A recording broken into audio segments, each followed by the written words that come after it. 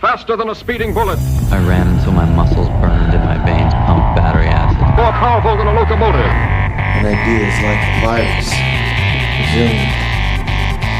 Highly contagious. Able to leap tall buildings in a single bound.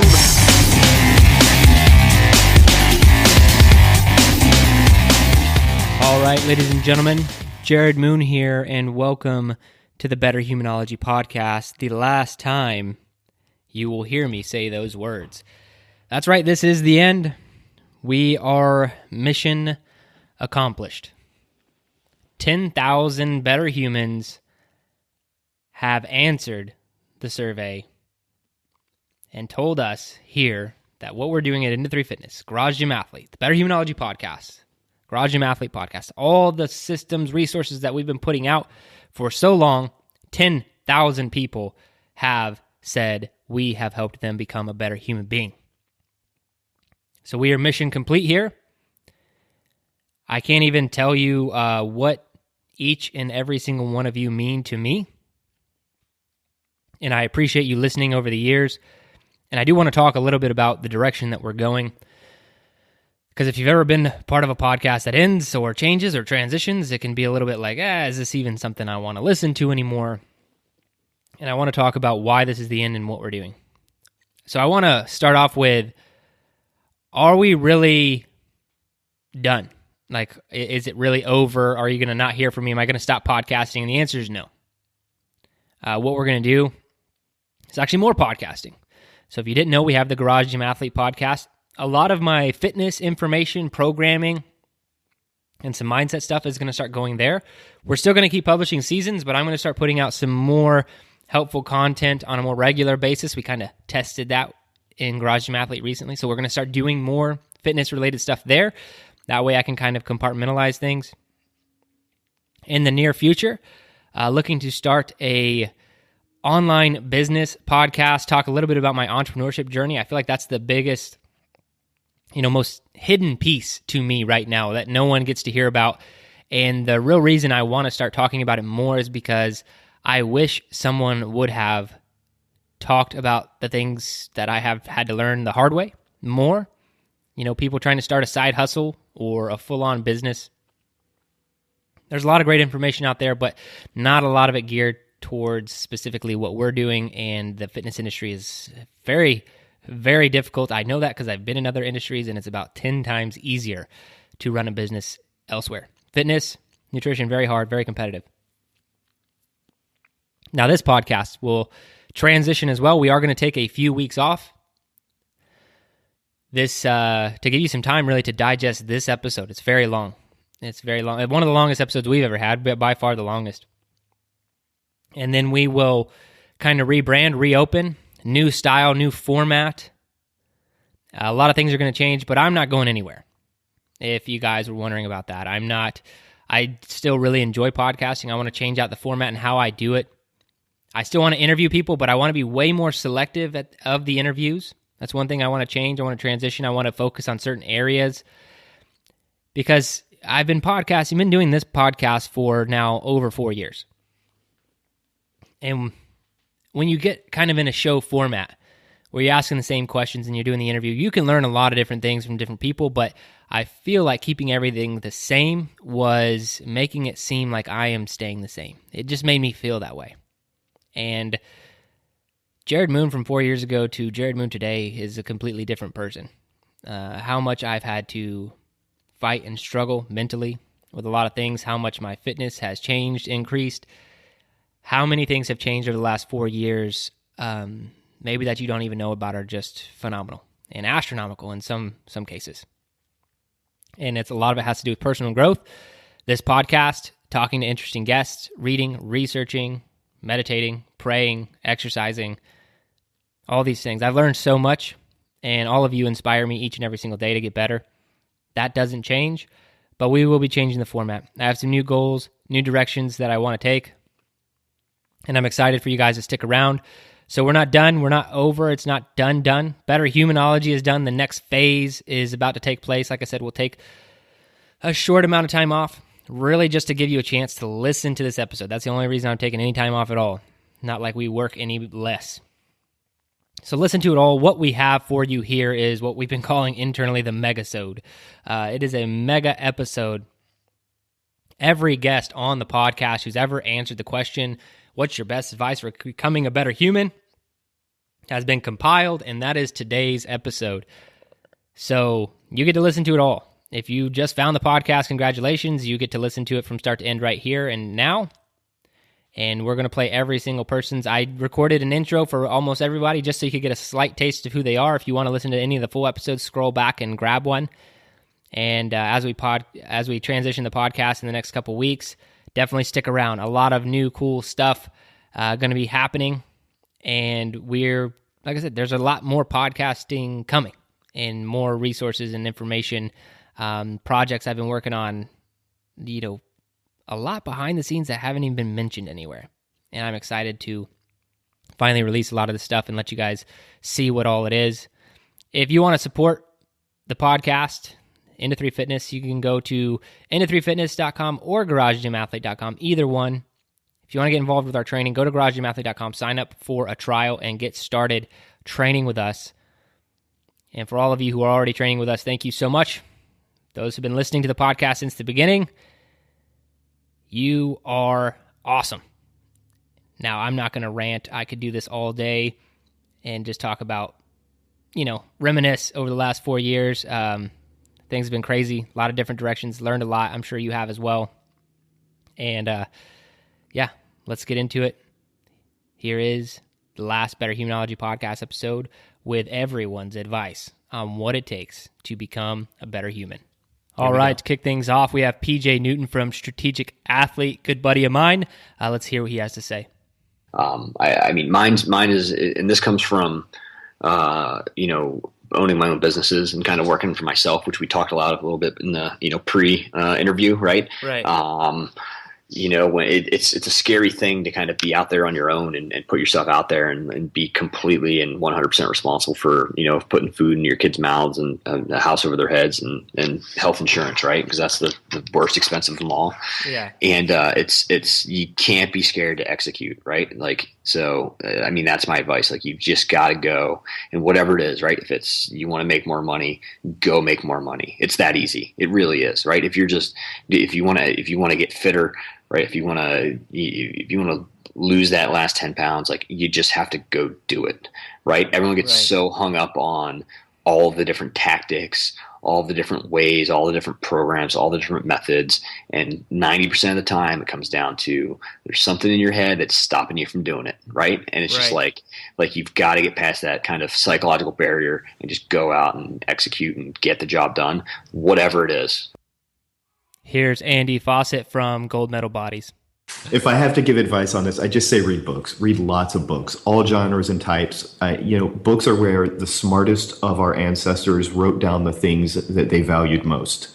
And I think that there's, that means something. And you should read old stuff and new stuff too, but anytime you're reading, especially with a critical frame of mind, you're improving your ability to think. You still have to get out there and apply things and interact with the world, but I think reading books can just teach you more than almost anything else you can think of. Here is James Clear. He's the author of Atomic Habits, and here's what he has to say about becoming a better human. Charlie Munger, the famous investor, he's Warren Buffett's partner.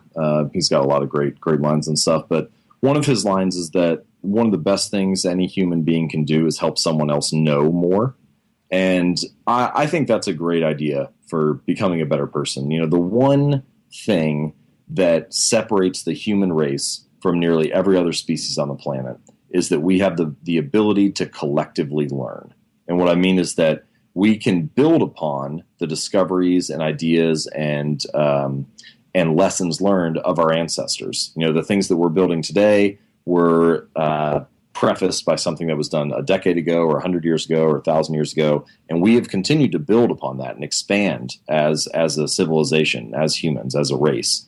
And the only way that we've been able to do that is that the people before us took the time to teach the things that they discovered. And then we took those things and we took them just a step further. And then if we continue to teach, the people after us will do the same.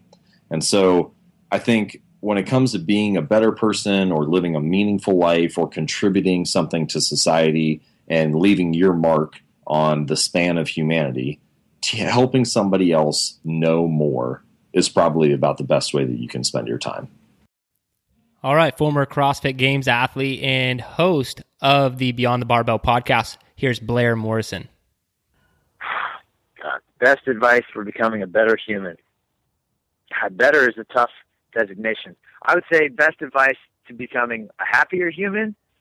I would answer that with, I think people need to do more memorable things. I think people are happier when they feel like they've accomplished something. They're happier when they feel like they overcame something or did something in their life that maybe they didn't expect they could do, or that somebody else didn't expect they could do. I think those are people's happiest moments. So an easy way to do that, just to kind of follow in the vein of the conversation we've been talking about, is to be adventurous. Go explore, get outside of your routines. If that means, doing handstand push-ups on a graffitied wall, downtown in your city, it's only going to take you 5 or 10 minutes, but you'll remember those 5 or 10 minutes and you'll feel like you did something worthwhile. Here's former CEO of Barbell Shrugged, a.k.a. the Shrugged Collective, Mike Bledsoe. My best advice is to invest in yourself. I think there's a lot of personal development courses out there. There's a lot of people that sell personal development, and I remember I used to see people selling something, and it'd be like $5,000 for this week of this, and I'm like, man, that was such a scam. It was like, I used to see that stuff and think it was silly. But over the last few years, I've been sucked into some of those programs. People will sell themselves as like improving your business, and then they also sneak in like that personal development stuff. I would say signing up for weekend development seminars and stuff like that, where you're surrounded by a lot of other people who are also trying to get better. We always say on our show, you'll be the average of the 5 people you hang out with most. And the problem is most people don't even know where to find people that they want to be like, that they want to change, to improve. But if you go to certain conferences, seminars, especially on the personal development side, what you end up doing is you end up finding people to hang out with, even if it's for short periods of time, that are trying to be better themselves. And then usually the people leading these things have kind of got a lot of things figured out. And what I would say is the best thing to do is surround yourself with as many people that you want to be like. So you'll be the average of 5 people you hang out with most. But you've got to like spend some money, spend some time discovering who those people are. And we live in a very unique time. Due to the ease of travel, we have, in the past 100 years, we've built a bunch of cars that get us around pretty easy. Booking airline travel is super, super easy. You can travel from country to country, from state to state in a matter of hours. In the grand scheme of things, it's pretty ridiculous that we have this ability, since for the first time in tens of thousands, hundreds of thousands of years of human development. But in the last 100 years, we've developed this ability to just travel anywhere. And what that means is, like, we as human beings used to be, our tribe was made up of the people who were just geographically close to us. Right. And so wherever you were born, that was your tribe. And for the first time in human history, that's not the case anymore. Like, you're not confined to the tribe that's geographic to you. And only that, you can move now. Well, moving used to be really difficult, but you can move state to state, country to country. It's relatively easy. Not simple, but it's a lot easier than it's ever been, throughout all of history. And it's all about comparing it to that. And I think we have online tribes now with the internet, and I think that people, a lot of times, they just kind of like, give up and go, oh, I'm just stuck where I'm at. I'm doing what I'm doing. And they feel like confined by their jobs and stuff like that. And it's like there's nothing. I used to be afraid of advising someone who was obese, on the verge of diabetes, someone who's going to die soon. Like the idea of like advising them that maybe they should quit their job and find something new was kind of ridiculous, even to me as a coach. But the longer I've been doing this thing, the more I realize like it's my obligation, my duty to tell people that they have to make whatever lifestyle changes. There's nothing's off limits. Like even in some cases, I mean, a lot of people would probably disagree with me that maybe even divorce would be called for in certain situations. But in the world we live in now, where you can fly to anything, you can drive to anything, you can get on the internet and a forum and talk to anybody. For the first time in human history, you can truly choose your tribe. And I would really seek out the tribe that is the best for you. And not only that, like, nothing says that because you join a tribe once, you can't leave that tribe and join another one. So I personally have joined tribes and moved to other tribes, started a tribe or two. And these are just, I think people are limited only by their own minds. And if they just woke up, they could just wake up and go, I can, a lot of times we'll go tell people, you can be whatever you want. And we've been telling kids that for years, and it's true. But I think what's going to really actually make that happen is saying you can be around anyone you want to be around. And it's not always easy. It's not always obvious. But if you just start making small steps towards people that you want to be like, eventually you'll be there. That's happened for me. I've seen people who are like, oh, I really like what they're doing. I like how they do it. And then anytime they have anything going on, I sign up for their thing. If they have an online program, if they have a seminar, if they have a conference, I don't even worry about what it's about. All I know is I want to be around that group of people. So I just sign up and go. I've emptied my bank account several times over to where I went from like having thousands of dollars in my bank account to $0 just so I could go to a conference. That's happened more than once. Wow. Most people would think that's fucking crazy. but to me, it's the only thing that makes sense. So, when people ask me like, how did I get to do what I do now? Well, it's things like that got me to be able to live the life I live now. Is just, when I see the opportunity, I take it.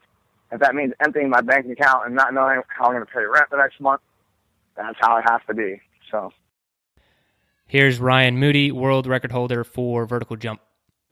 Oh, I love this question. That's awesome. Best advice for becoming a better human. I often feel that we as individuals are way too focused on what everyone else is doing. And I think when we learn ourselves in the mirror and start worrying about ourselves and what we need to do to improve ourselves is what makes us a better human. We worry too much about what everyone else is doing or what they need to work on or what they need to improve upon. And in reality, all that advice should really be given in the mirror. All right, one of my favorite answers here is Jodha Sinha. He is the founder of the Spartan Race. You should know him pretty well, has his own podcast, and a really badass answer, so here he is. Best advice for becoming a better human, I'd say, is constantly be out over your skis. I think part of the problems we're having today in the world is it's natural for us to get in a comfort zone, right? When we want to get, you go way back, you want to get out of the rain, out of the cold, and get into a cave, and the cave turned into a house, and the house got heated, and the house got indoor plumbing, and we got food on demand, and microwaves, and TVs, and phones, and computers, and it just keeps going. Every day, there's an entrepreneur out there trying to figure out how to sell us something to make our lives easier, and so what that does is that changes normal, right? Hey, Joe, you're not normal. And normal gets softer and unhealthier and fatter every single year. And we are uncomfortable going away from normal. So I would say to be more human, you've got to just constantly be out over your skis, be uncomfortable, be out of your comfort zone, because that puts everything in perspective. One, it gets you healthy. When we're talking about, if you're getting out of your comfort zone regarding getting out in the weather and pushing your limits, running 20 miles instead of the 10. But two, it gets your mind healthy. It gets all those things that are going to be thrown at you on a daily, weekly, monthly basis, or just in life. God forbid somebody gets cancer. These things happen. If you're living outside your comfort zone, they're not as big a deal as if you're living in a bubble. Here is Brett McKay from The Art of Manliness. I would say experiment as much as possible with yourself in all aspects of your life, with your fitness, with your mental toughness, with your family life. Always try new things and keep, using what works. That's the only way you're going to get better. This is Brian Mackenzie from Power Speed Endurance and author of Unplugged. Keep an open mind. That entails probably more humility than you're willing to experience. And when you feel like you're being tested with that, where you can quickly be closed off to something, regardless of what it is, that's where it's most important to keep an open mind. Here is Nate Miyagi from natemiyagi.com.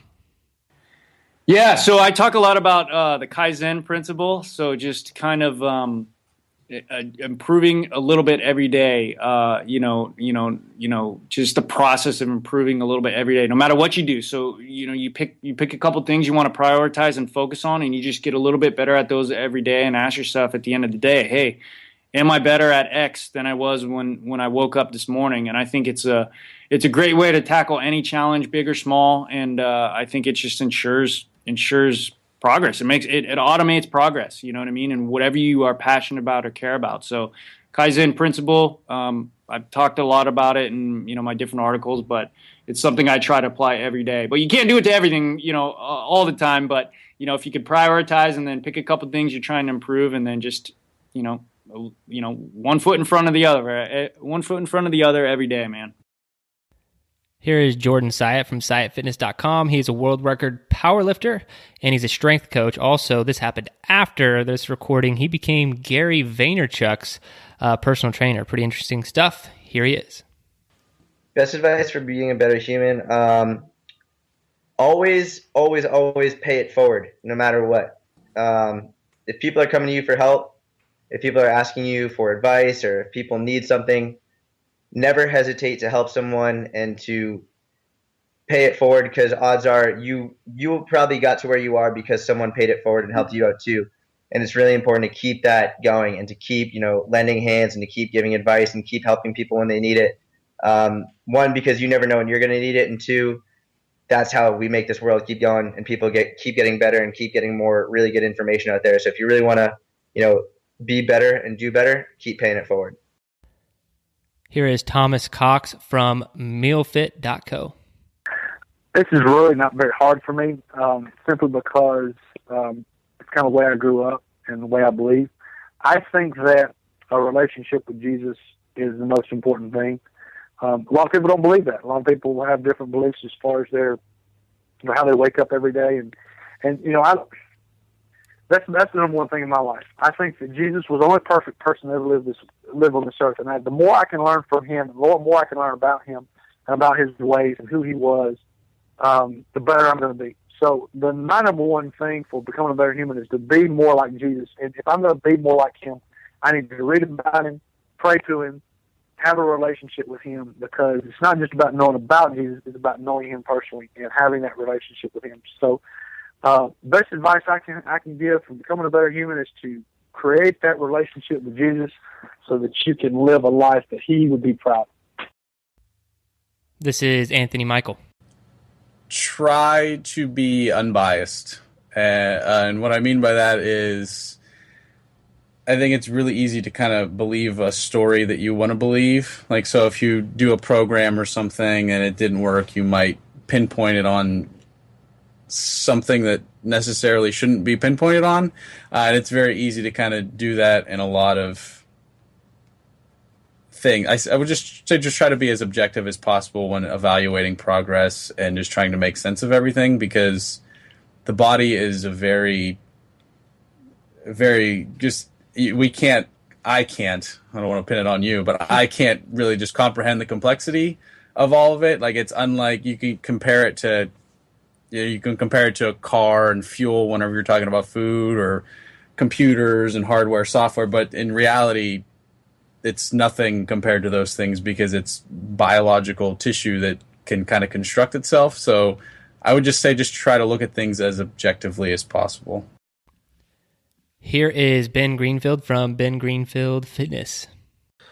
I tell my kids 3 things that will make them happy, but not just happy, because that's really not a great ultimate goal, but fulfilled, able to have a good obituary and to, die with no regrets.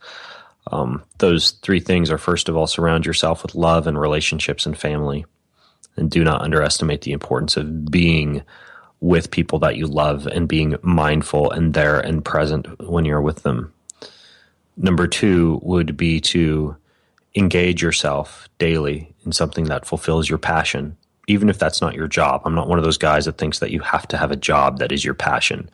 I think it's okay to have work. Let's say you're logging, right? You may not really enjoy that much cutting down trees, sectioning them, carrying them, etc., but that's your job. So whatever, it's your lot in life.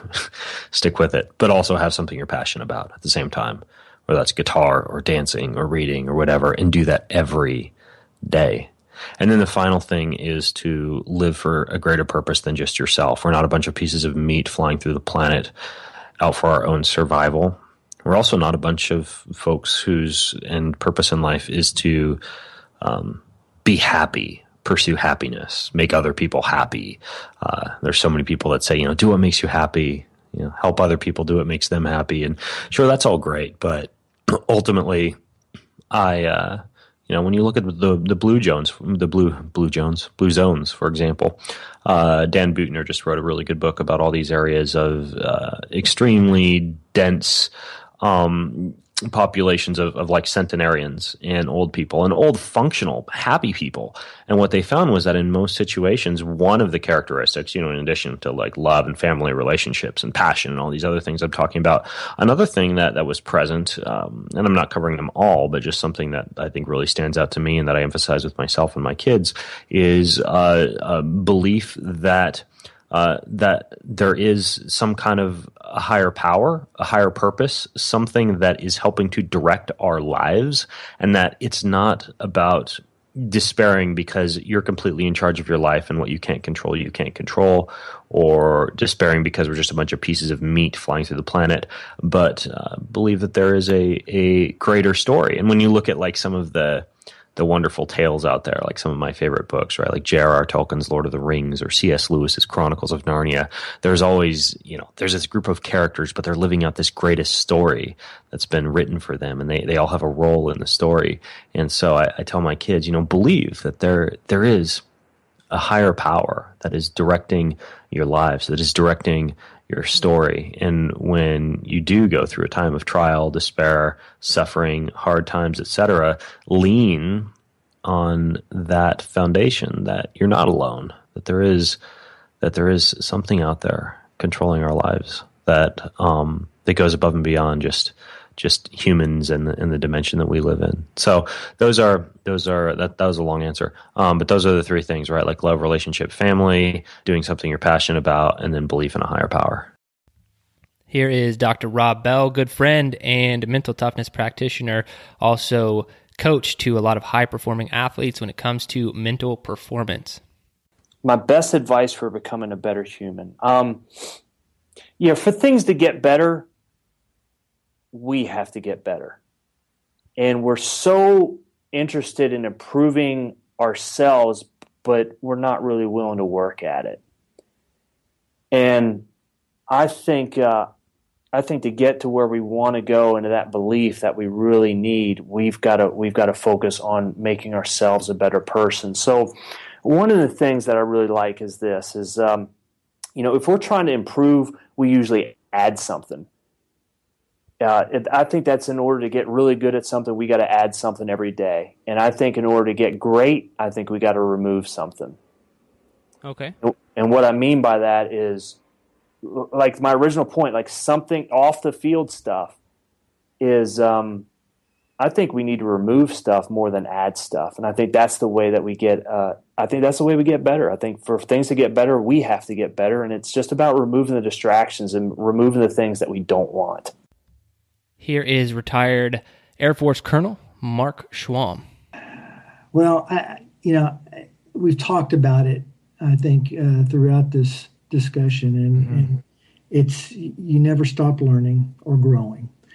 You don't until the day you die, and then you can rest. Is basically the way I feel about it. Because if you do, when you stop trying to be better, what's the point anymore? Nobody is perfect, right? Right. And so if you stop trying to make yourself either better physically, mentally, or emotionally, or spiritually even, then it's probably time to call it a life, because nobody's going to be better, and so you have to keep going at it. You have to stay in that arena. You have to keep striving till the day you die, I believe, in one form or the other.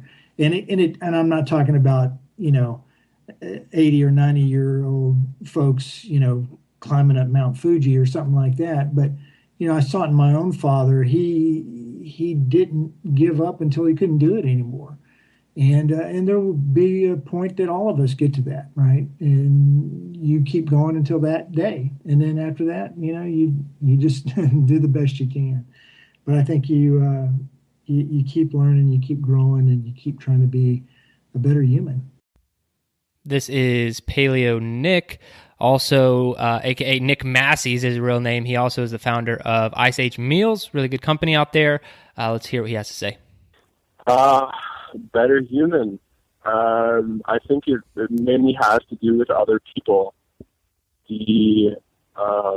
And I could use an example from this book I'm reading. This guy, Joe Rance, is having trouble fitting into a boat on this Washington. They have 5 boats, and they're trying to send one of them to the Olympics in Berlin in 1936. And he definitely has the skill to make it, right, to be in the best boat. But what he's doing is in every boat, he's trying to row that boat by himself. And the advice he gets from this guy named George Pocock is to not try to row the thing down the river by himself, but to work with the other men in the boat. And only when he learns to do that do they find the fastest boat and the one that eventually makes it to the Olympics. So in business or life, they say a man is only as good as his support staff. And however you want to look at that, it could be the team you work with at work or your buddies you work out with in the gym. But working with other people, going through life together, and learning not to be the star of the show, but to bringing others around you up to a higher level than they are. Here is AJ Roberts, former world record holder powerlifter, strongest man in the world at one point in time. Also did a lot of work with Barbell Shrugged and Barbell Business back in the day. So here is Ashley J. Roberts. I honestly think the best advice I could give is to surround yourself with people who shatter your own beliefs. I've had the fortune of meeting some of the world's most successful people in sports and business and things like that. And the truth is like, perception is reality. And so if I had never seen anyone, I got to train with a world record holder. And if I'd never seen a guy squatting the weights he was, I might even though I've heard of it, I might not think it's possible. The type of money that people earn, I've hung out with billionaires and millionaires, and unless I'd seen the lifestyle and that they were just normal people, I might not think it would be possible. And I think that the key is to start to realize that like it's possible for you as much as it is for anyone else. And to do that, you have to get around those people. And a lot of people don't realize how easy it is to surround yourself with great and amazing people. So, look at the people around you now, and do they inspire you? Do they motivate you? Do they raise you up? Do they give you, targets to shoot for? Or, is everyone, the same or below you? Or, what's that situation like? And if you start surrounding yourself with people who do inspire you, then your life is going to change, and you're going to evolve, and you're going to grow. But until you put yourself in those situations and kind of be willing to put yourself in those situations and to open up and explore a whole new world, it's difficult. I can sit here and tell you that you can achieve anything and anything is possible. But there's a difference between listening to an audio and then hanging out with a person that's done things that just blow your mind, and realizing, wait a minute, we're not that different, and I can do that too. And I think that that's the biggest thing. So, if you're an athlete, go train with better athletes. If you're a business person, go hang out with more successful business people. If you want a better relationship, go out, hang out with people who have successful relationships. And if you want to find a stronger faith, regardless of what religion or belief system you have, go find the people that have, what it is you want, and hang out with them. And that will be the biggest lessons you can learn. And I call it shortcutting to success. A lot of people say you got to have 10,000 hours to become an expert. Well, you go find the person that's got 100,000 hours and just observe, and that'll be a bigger lesson than trying to figure it out on your own and going at it all alone. So that would be probably my best advice for becoming a better human. Here is John Kennedy. Learned a lot from this guy about brain training and neuroplasticity. Really cool episode if you want to go back and check out the whole thing. But here's what he had to say about becoming a better human. That's a great question. So I think for me, it was finding something to do that helps people, right? So my career before was helping companies make more money. And now I do something that helps people improve their lives. So I would think to anyone, if you can find some way, and that could be something as simple as providing food baskets, to someone on the corner. It could be tutoring a kid, whatever. I think if you can find something that's meaningful to someone else, it makes your life more meaningful. Here is Pete Keller. He is the CEO and founder of Fringe Sport. Pretty awesome garage gym equipment company down in Austin, Texas. Definitely check them out if you haven't already. But here is his best advice on becoming a better human. So I would say be introspective about yourself. And I know, other guests have given a lot of different answers, find Jesus, which is actually a really great answer. And, there are a few other things going there. But I would say for me, it's be introspective. Whenever things happen, really look in the mirror and say, how did I cause this? How did I react to this? What could I have done better?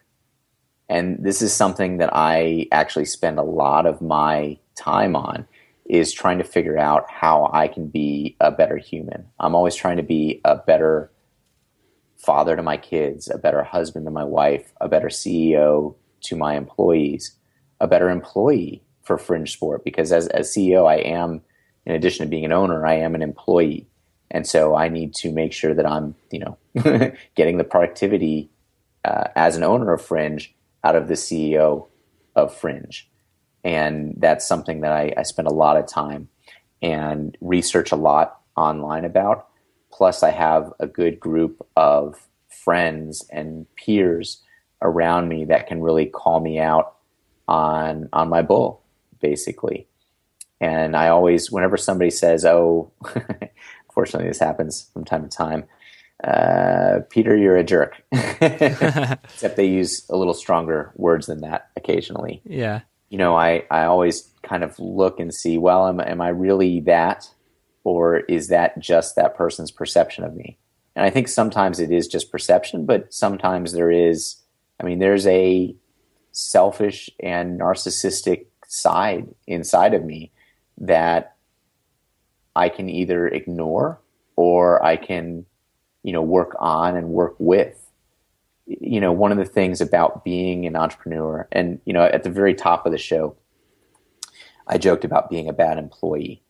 So I do think that a lot of people who are entrepreneurs, are doing something that's going to change the world, even in a very small way, are fundamentally, quote unquote, bad employees, because they're a bit iconoclastic. They don't want to fit into a box, and they're trying to do something new and something difficult and different.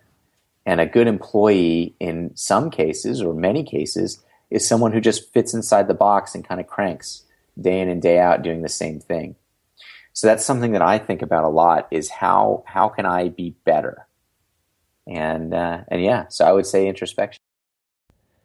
Here is Dawn Fletcher from Mentality WOD. Had her on more than one time. Really interesting person and a lot of great advice. So here is her best advice on becoming a better human. I would just say find something, find whatever it is that makes you come alive, and use that passion to help others. So just combining whatever it is that makes you come alive and using that to influence, help, or encourage others. This is Adi Casu. This question is an awesome one. I absolutely love it. So thank you for asking this question to everybody. I think that the one thing that people can do to be a better person is to practice gratitude. And I think that that's something that a lot of people don't do. But practicing gratitude can be anything from writing a handwritten thank you letter and sending it into the mail to somebody that you really appreciate, or doing things for other people that create value in their lives, as well as them creating value in your life. Telling people that you love them, even though it might be uncomfortable to do so. Telling people that you appreciate them and exactly why you appreciate them. Doing service to others that with expecting nothing in return. That is absolutely 100% going to make you a better person in all aspects of your life. This is one of our most popular episodes, really. Top 20, top 10, something like that, top 15, I don't know. But it's in there, and we get a lot of feedback on this one. This is Bobby Maximus on his advice for becoming a better human, best advice for becoming a better human. Be nice to everyone. All right. And I say that, it's a simple children's rule.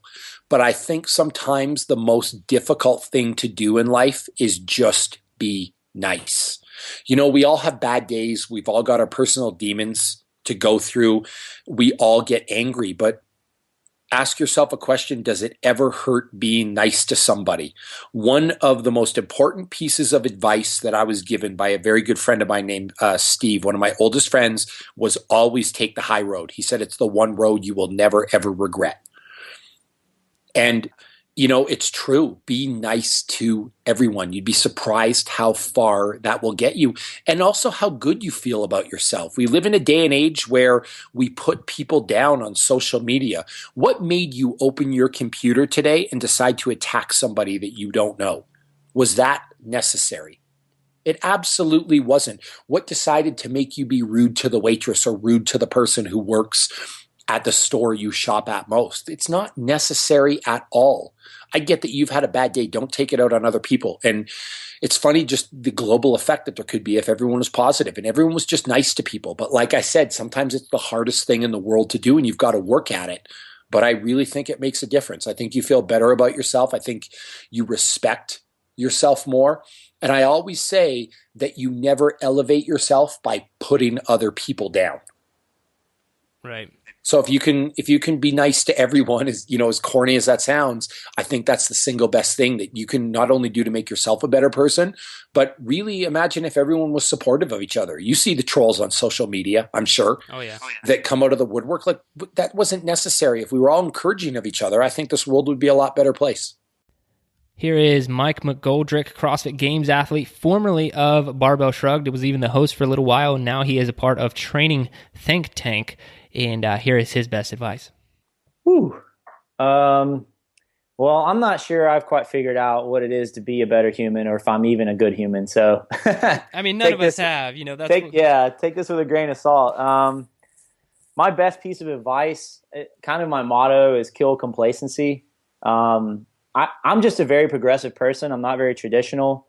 Everyone's different. That could be a positive or negative thing, but one thing I've noticed is that the second that you kind of settle or become okay with how things are, I feel like life kind of loses its spark and its color. I think that we need to give up comfort and just accept that things are not going to be comfortable for the rest of our lives, that we're going to constantly be faced with new challenges and battles, and you never really have control. So the more you can understand that just dealing with these things as they come and handling yourself better, I think that life is a lot easier to handle.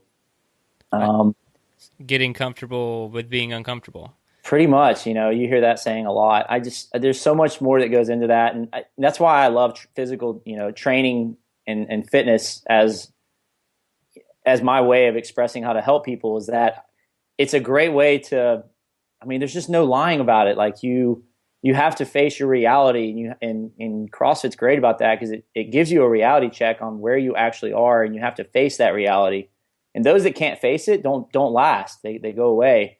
So I think just being honest and finding out like where you are specifically, let's just use competing in CrossFit, for example, like doing the open, like I don't want people to not do the open because they can't really face the reality of where they stack up. I think it's good to face it, and it helps you grow and, just learn from yourself. Oh man, you're right. This is open-ended. I could go on for another hour. Hey man, that's fine. That's what the show is all about, becoming a better human, however possible.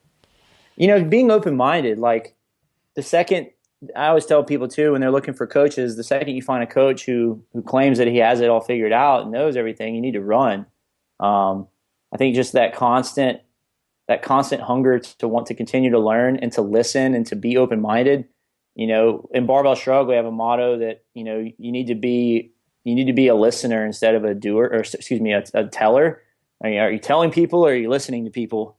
It'll change your mindset on being more empathetic and, just being better with people overall. This is Matt Fraser, not the CrossFit Games champion, but Matt Fraser of KnowMeAthlete.com. And he's a vegetarian, vegan athlete who does a lot of endurance training with some very interesting information and some great advice. I'm glad this is open-ended, because it doesn't have anything really to do with fitness or diet, although it can. But I think really the most important thing that anyone can do to become a better human, start becoming a better human, is carve out 30 minutes a day. I'm sorry, that's 30 minutes a day for something that you like. People talk about habit change all the time and building habits and all these things that they want to start, but so many people, myself included, don't often build in time for what I call the anchor habit, which is the one really important habit that's going to just keep you happy and feel like every day when you get to the end of the day, it's like, that was a good day.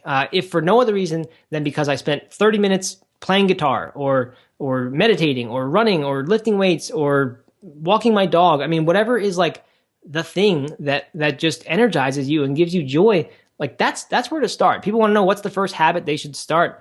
To me, that is it, because that's how, it's when your life just starts to become infused with this joy and meaning. Because let's face it, most of us, when we come home from work or whatever we do all day, we don't really, it's not what we don't go to the thing that's kind of hard to do that we really want to do. We'd rather sit down in front of the TV, and I get it. It's easy to do that, and in the moment it feels like that's the best thing you can do, is just clear your mind, relax, don't think. But if you can just get in the habit of carving out 30 minutes a day, and it can start with 3 minutes a day if that's what it takes to get going with it. But I think if you can carve out time for yourself just to do something that's fun and that's enjoyable, and not that you should do because everyone's telling you should do it, but because it actually brings you joy, to me, that is the number one step to just making everything better, including other people's lives, not just yours. Here is Zach Evanesh. Wow, man, that is a good one. Take the focus off yourself. Like, just help other people. So, and I said this to the wrestlers I worked with on Sunday at the new gym. I said, guys, as this workout went on, I gave them that little finisher we did. All I did with them was actually the squat jumps and the push-ups. No, they did squat jump, lunge jump, push-up, no pull-ups. I said, as it got harder, I noticed you guys were, you started slowing it down. You started feeling bad for yourself. I said, but when things get hard, I'm going to tell you a little trick. I go, you have to almost lie to yourself. So when here and there I have a training partner, and if my training partner's like, Zach, how you feeling today? I told him, I go, I lie. I tell him I feel great. I go, but the truth is a lot of times this hurts, that hurts, I'm tired. I go, but what I do is I just focus on boosting him and firing him up. I go, when you help other people, now you feel like you've got to lead by example, and now you help yourself. So help other people, and then I'm going to add to that without expecting anything in return. And that's like Gary Vaynerchuk speaks about that. He says, just help without expecting anything in return. And I've always been a helper, but I also have high expectations of people, like, hey, pick that up, or hey, work hard, or clean that. But him and I have had a couple conversations, and he always gives me almost like, even though he's my age, he almost like talks to you like a father.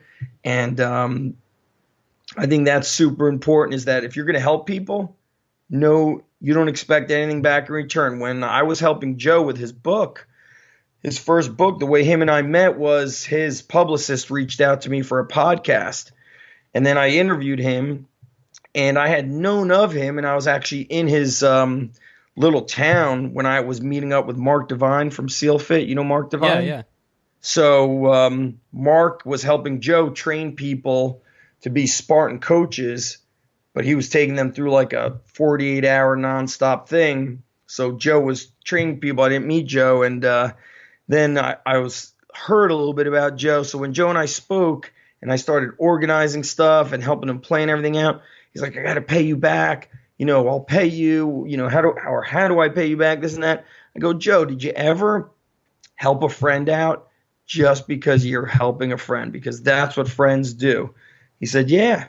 I go, well, that's what I'm doing. I'm just helping you out. And because I'm helping you out doesn't mean you have to help me out. That's it. So I used to always expect of other people. So help people without having expectation. And I'm going to tell you another one. This is a good one. Gary Vaynerchuk said this to me as well, is sometimes, we hold on to stuff. You hold on to regret. You hold on to maybe somebody who did something to you, or you allowed them to do something to you. He said, you got to get rid of the poison in your body, or you could never move forward. So that's a big thing, is like learning how to let go. And there's that quote that, like, if you're living in the past, you are depressed. If you're living in the future, you're stressed. And if you're living in the present, like you have calmness, something to that effect, or you have peace. So I'm just trying to live more in the now. You asked me the question about what's the vision. Whenever I think about the vision, like, it stresses me out. Right. Like, you're like, So I'm just trying to like do the best I can with where I'm at. And I take that approach to, when I'm coaching, we might have 10 athletes. We might have 20 kids.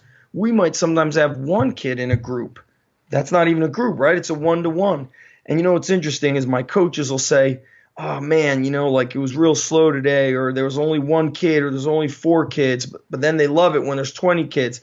I go, well, when there's one kid, you still got to give them 100%. Like that, like you got to be in the now. You can't be, you can't only turn it on when it's, on, like you can't only like be your best when the situation is the best. So you've always got to give your best, and that's what you could control. So my advice, is give without expecting anything back.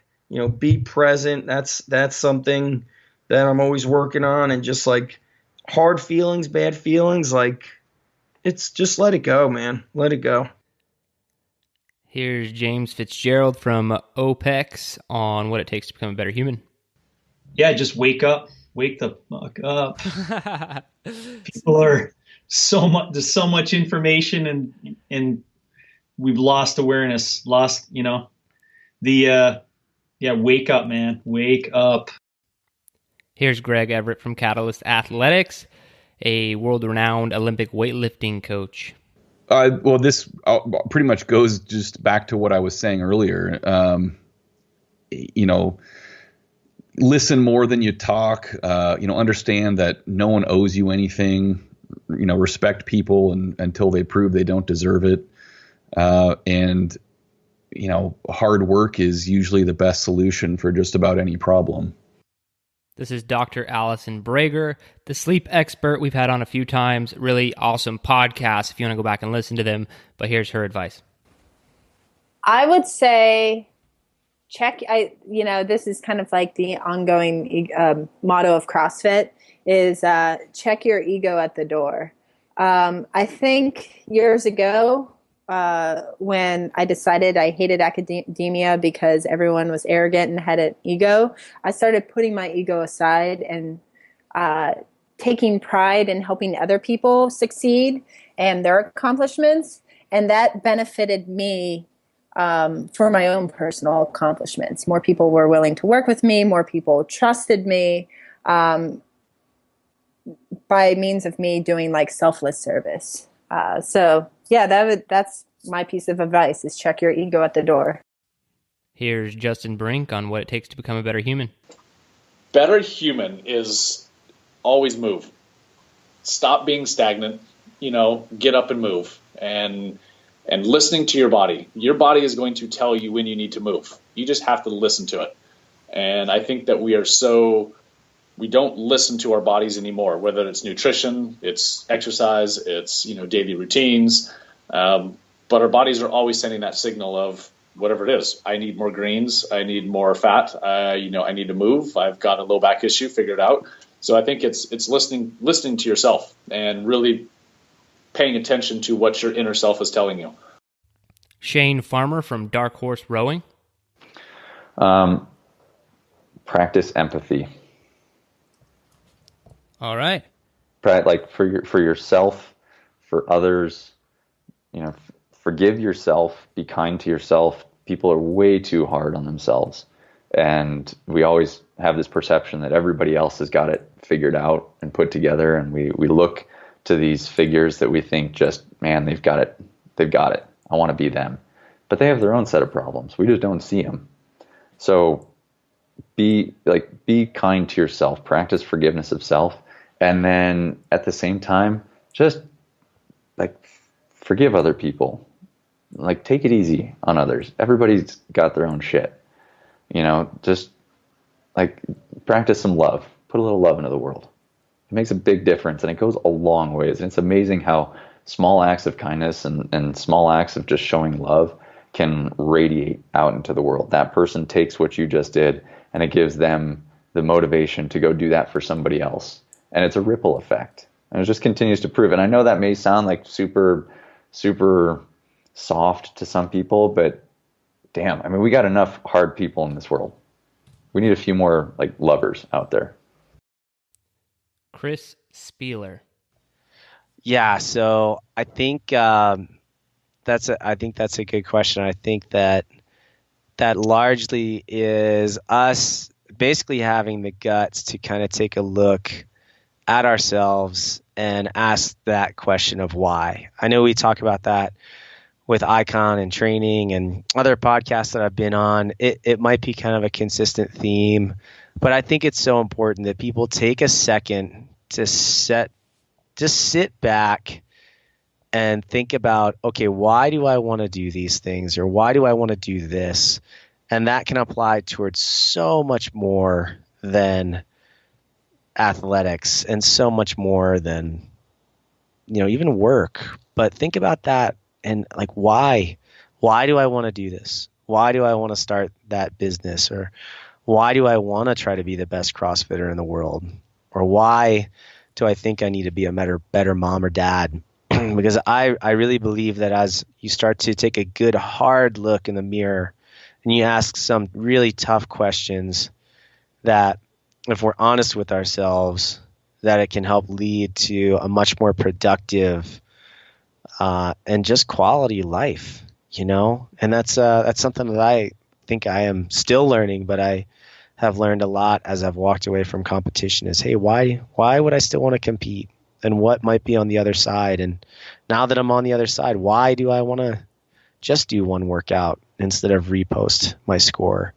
And I don't always like the answer, because most of the time the answer that I have, and I realize it's just because there's kind of an ugly side to me. But I think once you know that, you can start to kind of have some ammo to maybe work against it more effectively. Here's Dr. Leslie Sherlin, who is a mental performance consultant, and he's an assistant professor at Ottawa University. So, ask me again in a year, I might have a different answer, but right now, I think maybe because of the cultural situation, the kind of the tone that's happening, both either in politics as well as other types of venues, I think it's really about, I'll use the word tolerance, but it's really about finding the best in every person, both ourselves, starting there and saying, what is great about me? And we all have something that is great about us. Offering that greatness back to the world, and then looking for the greatness in others. Maybe it's helping them find it, but at least recognizing the value and the opportunity in each other, no matter what our differences might be. Here's Dr. Brett McCabe, a mental, sports, and psychology expert. Best advice to becoming a better human is to learn. To learn through everything that we do, to take account, don't judge, to learn, to meet with other people. In the book, I lay out 5 people you need to have in your life. And if you have those 5 people in your life, you'll be okay. And so pick up a copy of the book or check me out at themindside.com and you'll see that. We don't learn enough. I really believe the ultimate purpose of life is learning. We grow, we learn, we grow again. We attempt, we struggle, we don't fail, we learn. And the challenge of learning is so that we can do it again. And if we follow that cycle to become a better human, learning is learning about other people. We see somebody we don't agree with or has a different background than us, ask them questions. I was shy when I went to college. We'd moved around a ton. I was an only child, so you probably call a little protected. I went to an all-boys Catholic school in Baton Rouge, kick-ass school. But I was also one of the last guys to mature in my class. I didn't grow until my senior year.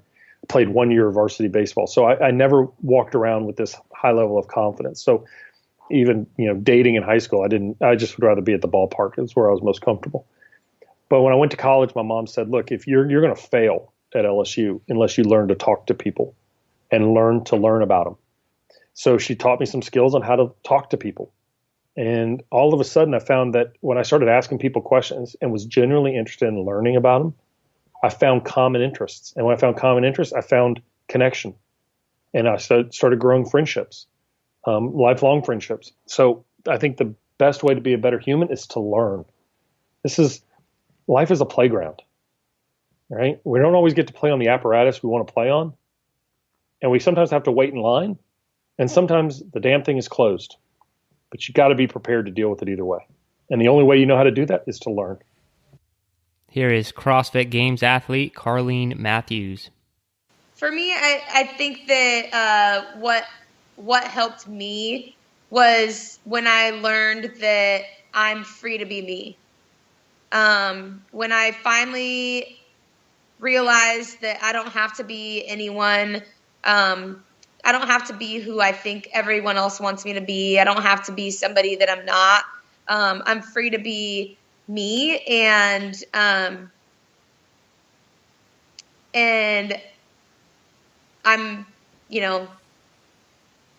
whether people accept that or not it doesn't matter. So that's what I would say is just be yourself and find out who you are. And then, free to be you. This interview really sticks out to me. Rob Scott, he talks a lot about, he's a high performance coach, and I learned a lot from this guy. It was a very, very interesting podcast episode, and I really enjoyed it. But here is his advice. Wow. If you don't gain mastery over your thinking, you will remain delusional in some sense. So without a doubt, clearly, if you don't take care of your body, you'll become physically sick. There's all kinds of other if you don'ts out there. But for me, I think that our life is happening in the meaning-making machine between our ears. And if you're living at any level of delusion of just, being worried or not seeing what's possible for you, I think that's the biggest limiting factor going on for us. And I think if you master that, you become superhuman to what you were before. And that's certainly been the case in my life, and it's been the case with thousands of people that I've worked with over the years. So gain mastery over your mentality and grow up in that way, and everything else falls into place after that. Here is Ryan DeBell. Best advice for becoming a better human. This goes back to the eating thing, the nutrition thing. My best advice to being a better human is to focus on eating the right stuff and do that as the majority of your eating. Everything else is based off of that. So if you take care of yourself physically and biochemically with sleep, with good food, and drinking enough water, I think that's the best way you can be a better human. So his real name is John Call, but you might know him as Juji Mufu on Instagram or YouTube, the guy holding the barbell over his head while doing the splits and all sorts of other crazy stuff for your entertainment. Here is his best advice. Smiling isn't a weakness, and neither is being able to laugh at something. Just because, you laugh at something doesn't mean you're not taking it seriously. So, it's sort of like a light attitudes, heavy weights type thing. These are different like buzzwords you can throw around, but what I really mean is, there's a movie called Trains, Planes, and Automobiles. It's an old movie from the 80s. You probably don't remember it. I don't know. I was a kid when it came out, but there's a certain part of the movie where they almost die. Okay. And John Candy, you still there? Yeah. You're a good listener, man. I love you. There's a part in the movie where John Candy, he's a dead actor. After they almost die, the other actor, Steve Martin, he's mad at John, and he's yelling at him. And John is saying, it's okay, man. We can laugh about it now. It's all over. We can laugh about it now. It's just like the sooner that you can start laughing about something, it means you're over it. You know what I mean? Like, when people are always like heavily weighted by these burdens and sacrifices and badges of honor and these big things, and they think they're doing these so important tasks and stuff, it's like they're weighted by the world, by this large burden they have. Like, it's just, if you can laugh about it, man, that means you're above it. So, in order to be a better human, what I really recommend is try to be able to laugh at things that are giving you difficulty sooner rather than later, because only then do I really think you're over it and you've really mastered it and you're above it. If you could sit there and laugh at yourself, that's the best thing. That's the best feeling. And a lot of people take themselves too seriously, and I love making fun of myself, man. I love it when I love beating people to the punch too. I love self-deprecating myself. I love it because it's just fun, and it makes it so much more real for me and everyone else. And it's just having a sense of humor about yourself and the things you do and just the hardships you go through, and just being able to laugh at things. It's just like you're above the world, like you're more free than you could ever feel. And it takes time. It's not like just a switch you flip and it's like it's a cheesy decision you make. It takes time. But after months and years pass by and you start to do this more and more, you realize, like, holy shit, this is so much better way to live. And you feel like you're in a matrix. Everyone's taking everything so seriously. You're just walking around just like a clown. You're just like, this is awesome. It's like, this is great. I'm just laughing at everything. I don't know. It just feels good. And you love everyone so much more when you have that mindset. If you're like me and you like to geek out about numbers, then you want to listen to the full episode that we have with Michael Fitzgerald, who's actually the brother of James Fitzgerald. We had a really cool conversation, but here is his best advice on becoming a better human. Yeah, you know what? I'm going to have to give you this exact same answer that I gave you for that chapter of the book thing, because that's kind of what I thought you were asking about, because that's what I was trying to answer the question as, like, how do you have people become better humans? Mm-hmm. That's a gigantic question. Yeah, I don't know. So perspective shift. Yeah, for, like, very basically, like I said, you have to be grateful for the things you have in life, and all the, to use the word blessings, but you have to be grateful for the blessings you have, because there's a lot of people that would probably be very envious of where you are in the world. Being that if you live in Canada, you are automatically struck gold just by being born in Canada. And there's a lot of things where, like, you just need to be respectful of other people, their time, be respectful that they are free will individuals, that they're going to make decisions and you're going to make decisions. And then, like for myself, I'm very grateful for having such good parents. And I think that's a gigantic part of having a good society, is having, is being blessed with having really good parents. This is Jimmy Moore. He has a bunch of different podcasts and best-selling books all about ketosis and low-carb diets. So here is his best advice. The best advice for being, what was it again? For becoming a better human. Of course, that's your show, Humanology. Yeah, I think authenticity. We live in such a fake world today. If you're listening to this podcast, I'm a real guy. And I try to be real. I try to always, if things are good, I tell you. If things are bad, I tell you. If things are really, really bad and ugly, I'm telling you. And I think too many people, especially online, it's very easy to hide behind Facebook and Twitter and Instagram and show what a perfect life you have. Meanwhile, behind the scenes in the real world, your life is crumbling and it's not as rosy as you put off. So stop pretending to be what you want people to think you are, and start being who you are, 100% authentic. Here is Dr. Zach Long. You might know him on Instagram as the Barbell Physio. A lot of interesting stuff. Very cool dude, a good friend of mine. Here is his best advice. Yeah, something that I'm very, very passionate about and try to tell anybody that will listen to me is to write down your life's vision statement of who you want to be, from a business perspective, as a member of your family, religiously, whatever you want, put it in there, write it down, and keep it with you always. I have my vision statement with me every single day. Your vision statement can change over time, but I think when you have that with you all the time, it's going to keep you more focused. You're going to start to really align yourselves with people that are going to help you maintain that vision. It's going to keep you focused and on things that are going to help you reach that vision. For instance, you'll get little side opportunities that are good opportunities, but they're not going to get you to where you want to be 5 years from now. And if you just always have that vision statement with you and in the back of your mind, it's going to keep you always doing things that are going to long-term get you to where you feel like you're being called to go. Former CrossFit Games athlete Patrick Barber on what it takes to become a better human. I'm going to kind of cheese out and go, I guess not cheese out, but cop out and kind of go with what Dalai Lama and those guys say, which is live a life of kind of gratitude and giving to others.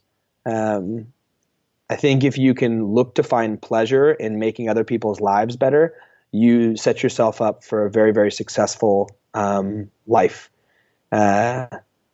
Luckily for me, I love training people. I love when they get better. Like, I really enjoy that. And so this whole world that I'm in of giving people the tools to make themselves better makes them feel like I've done something for them, when in reality I'm doing stuff for me, So I think if you want to become a better human, figure out how to gain pleasure from giving and bringing the people up around you. And I like this one too, is just always assume when you're dealing in any of those situations, any sort of weird stuff comes up, just assume positive intent. Like, first and foremost, think that people they have a reason that was positive behind what they're doing. Let them prove you wrong. Let them prove you differently than that. Have a conversation where they tell you, no, I meant to hurt you, rather than assuming that this was meant to hurt you or this was meant to change a situation for the negative. Always assume positive intent and try to bring those around you up. Here is Coach Joe from the Doc and Jock podcast, and then also joesbarbell.com. Check out his stuff there. Here's his best advice. Having kids. I mean, honestly, really being a parent. I think that is going to be it, because there's nothing. I think mental toughness really shows itself when like your world becomes chaos. So we can all be riding high when things are easy and things are going as expected. But if anyone out there is a parent, that's not going to happen. You know, you have these well-laid plans, and then for whatever reason, something happens, and you got to switch gears and roll with the punches. So if you want to test your mental toughness, take on the challenge of juggling 3 kids. You don't necessarily have to make the babies, but find a parent with 3 kids and give that guy a night off, and see how mentally tough he can be. Dr. Travis Jewett, who is a chiropractor, mobility WOD team instructor, and CrossFit trainer, on his best advice.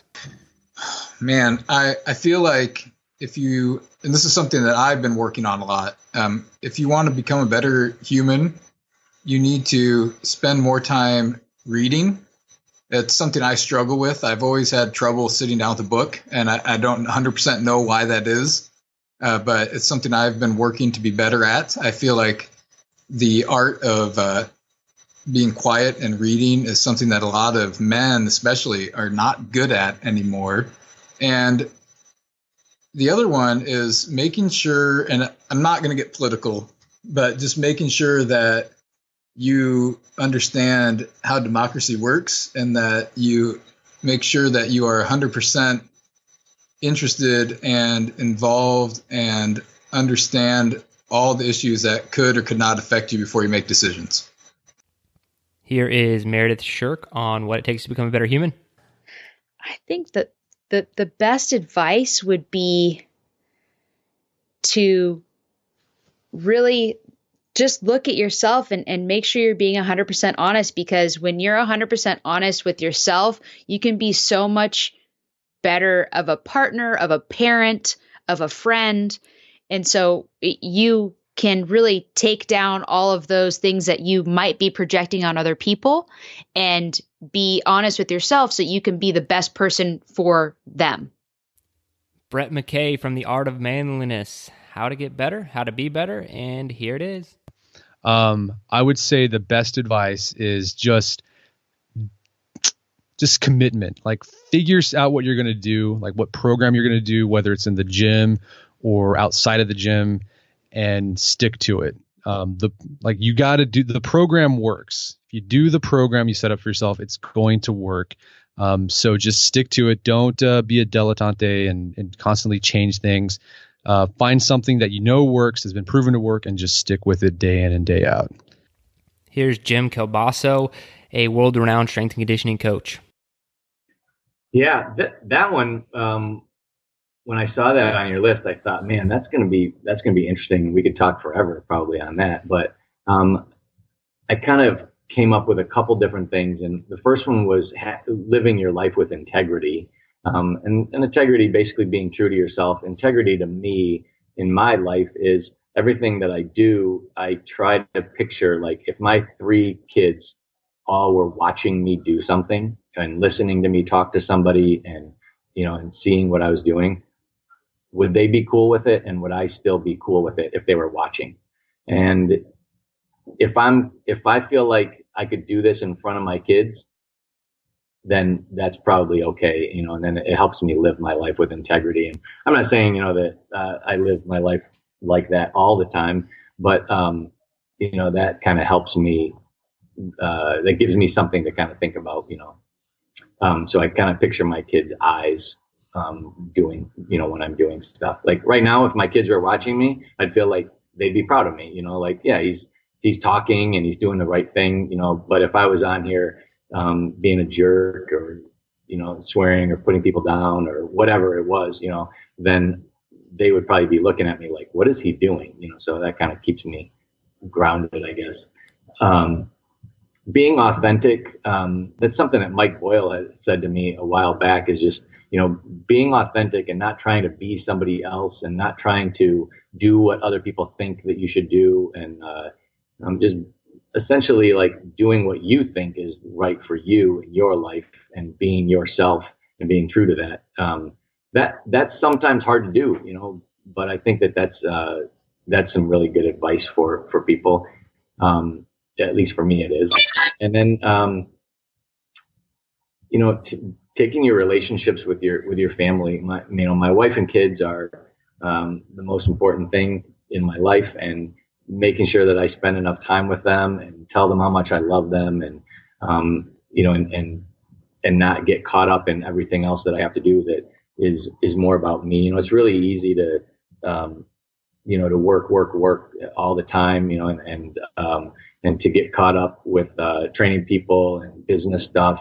But you have to be able to put it all down and spend time with your family, because when we're all dead, nobody's going to sit there and say, oh, this guy made a lot of money, or this guy trained people really well, or anything like that. It's going to be your family that's going to be there. And I think with my first two kids, I realized how quickly they grow up. And with my first two, I always thought, like, oh, I've got to get them to do everything. Like, they have to roll over, they have to walk, they have to stand, they have to feed themselves, they have to dress themselves, like, you got to keep pushing all this stuff. Well, with my last one, he was 5 years younger, and I realized, oh, this is it. Like, there's gonna be a time where he doesn't fit on my lap anymore, and then there's gonna be a time where he's not gonna want me to hug him in front of his friends, and there's gonna be a time where he's gonna, he'd rather go to his friend's house than play catch with me. And I see those things passing, and I realize, I have to take advantage of everything, because you never know when it's gonna, when you're gonna get your last hug in front of the class, or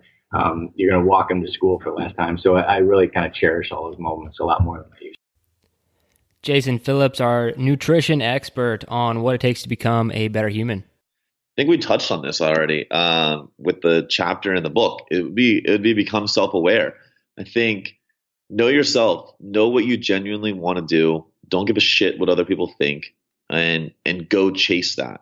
And when I got into the nutrition space, my model is very individual intensive, and every quote unquote guru out there told me I was wrong. They said it's not sustainable. They said there's no way you're going to be able to scale that. You'll be working every day the rest of your life. And I knew intrinsically, I only know how to help people one way. That's with a very close coaching model, and I only want to do one thing, and that's help people. And so I blocked out the noise. I did it. And here we are today. We have a coaching company that, like I said, services a little over 700 people. I've been able to provide 10 people underneath me with a sustainable income that they can now feed their families with. And, it's one of the most rewarding things I've ever done, and that I continue to get to do. So I think everybody needs to take a step back. They need to stop listening to society, and they need to start listening to themselves. Here's Aaron Hind. Great interview. If you want to go back and listen to the entire thing, he is the founder and CEO of FitAid. We are all either making emotional deposits or withdrawals to other individuals' bank accounts around us. And if we're conscious of that, and we go throughout our day always wanting to make deposits and not withdrawals, then when we do have a slip up, when we aren't on our A game and we have that little withdrawal, it's okay, because you have such a fund balance of emotional deposits that it's not that big of a deal. I think when we are negative in our emotional balance, or when we kind of float around zero too often, it really is destructive to relationships and to progressing as a human being. So I would say be very conscious of all your interactions. It goes one way or the other. There are no neutral exchanges, and be conscious to make emotional deposits on a daily basis to the people that you care about. Jeff Martone on what it takes to become a better human. Pretty much this is like, be a better human is honestly get in the Word of God, read Scripture. It's like a purifier. You know what I mean? It's like a water purification system. You know what I mean? That's it. Let the Word of God change you. You know what I mean? And you'll be good to go. Craig Ballantyne on what it takes to become a better human. It is to remember that at the end of your days, at the end of your life, all that's going to matter are people and experiences, not money or stuff. You are only going to remember, the cheap $10 meals you had with the greatest friends. You're only going to remember the time you had, all those, your nephews and nieces and your children running around your house, tracking mud through the house. And you're going to remember that. And you're going to say, that was the greatest day of my life. That's all that's going to matter. Now, I don't want you to not be ambitious. I don't want you to not go out and make money, but I want you to remember that at the end of the day, that's what it's all about. The supple leopard himself, Kelly Starrett, founder of Mobility WOD, on what it takes to become a better human.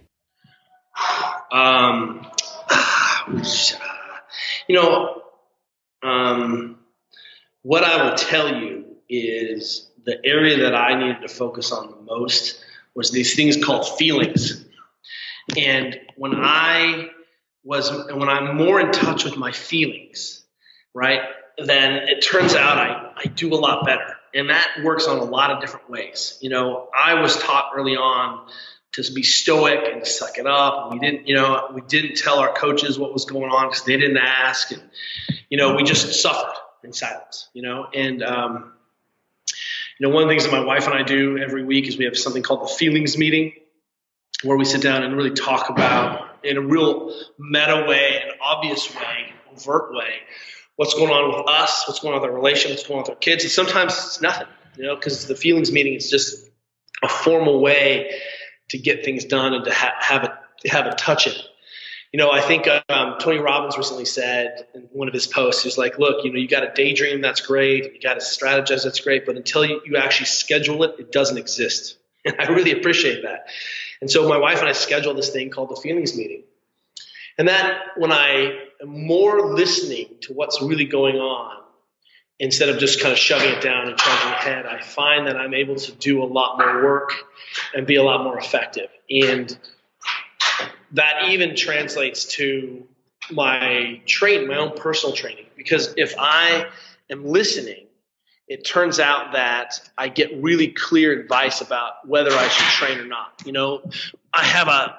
I know this even from my genetics. I have this thing called a high desire to train. And that, I wake up thinking about exercise and like, what am I going to do? And where are we going? And on those days where I now don't train. My body is very clear that I should be taking a restoration day, go for a walk, play around in the pool, do some meditating, right? Do some yoga, but don't train those days. And before I would just keep grinding through, no problem. I got this, why? Because I'm part of the system. So, trying to be in touch with how you're feeling. This isn't a shameful plug, but, Dr. Andy Galpin and Brian Mackenzie just wrote a book called Unplugged, which is really trying to get back to consciousness and intuition and really let your body, trusting that you've set yourself up to be able to interpret what your body's telling you. Here's Scott Carney, the author of What Doesn't Kill Us. Spent some time with Wim Hof and done a lot of cold exposure and breathing stuff. Interesting episode, but here's his best advice on becoming a better human. It's, finding the extraordinary in every day and also, being skeptical of bullshit. I think that I've hit on a lot of these points. And I think that the key to being a good person is trying to be a good person, right? Whatever that means for you, because everyone's situation is different. All the things around us are different. I don't live your life. You don't live my life. But in every moment you can make the best decision you can. And I think trying is better than not trying, and actually grappling with gray areas is important and helps us fulfill ourselves. So, yeah. This is Brian Mackenzie from the episode Unplugged, Evolve from Technology to Upgrade Your Fitness, Performance, and Consciousness. I'm going to defer to actually having some sort of a breath practice. That doesn't mean you need to get into full lotus, externally rotate the hands and right.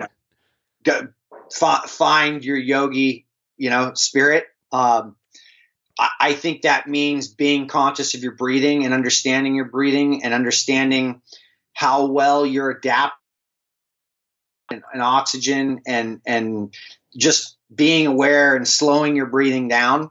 I think that opens the doors. That's opened more doors for me to myself than anything.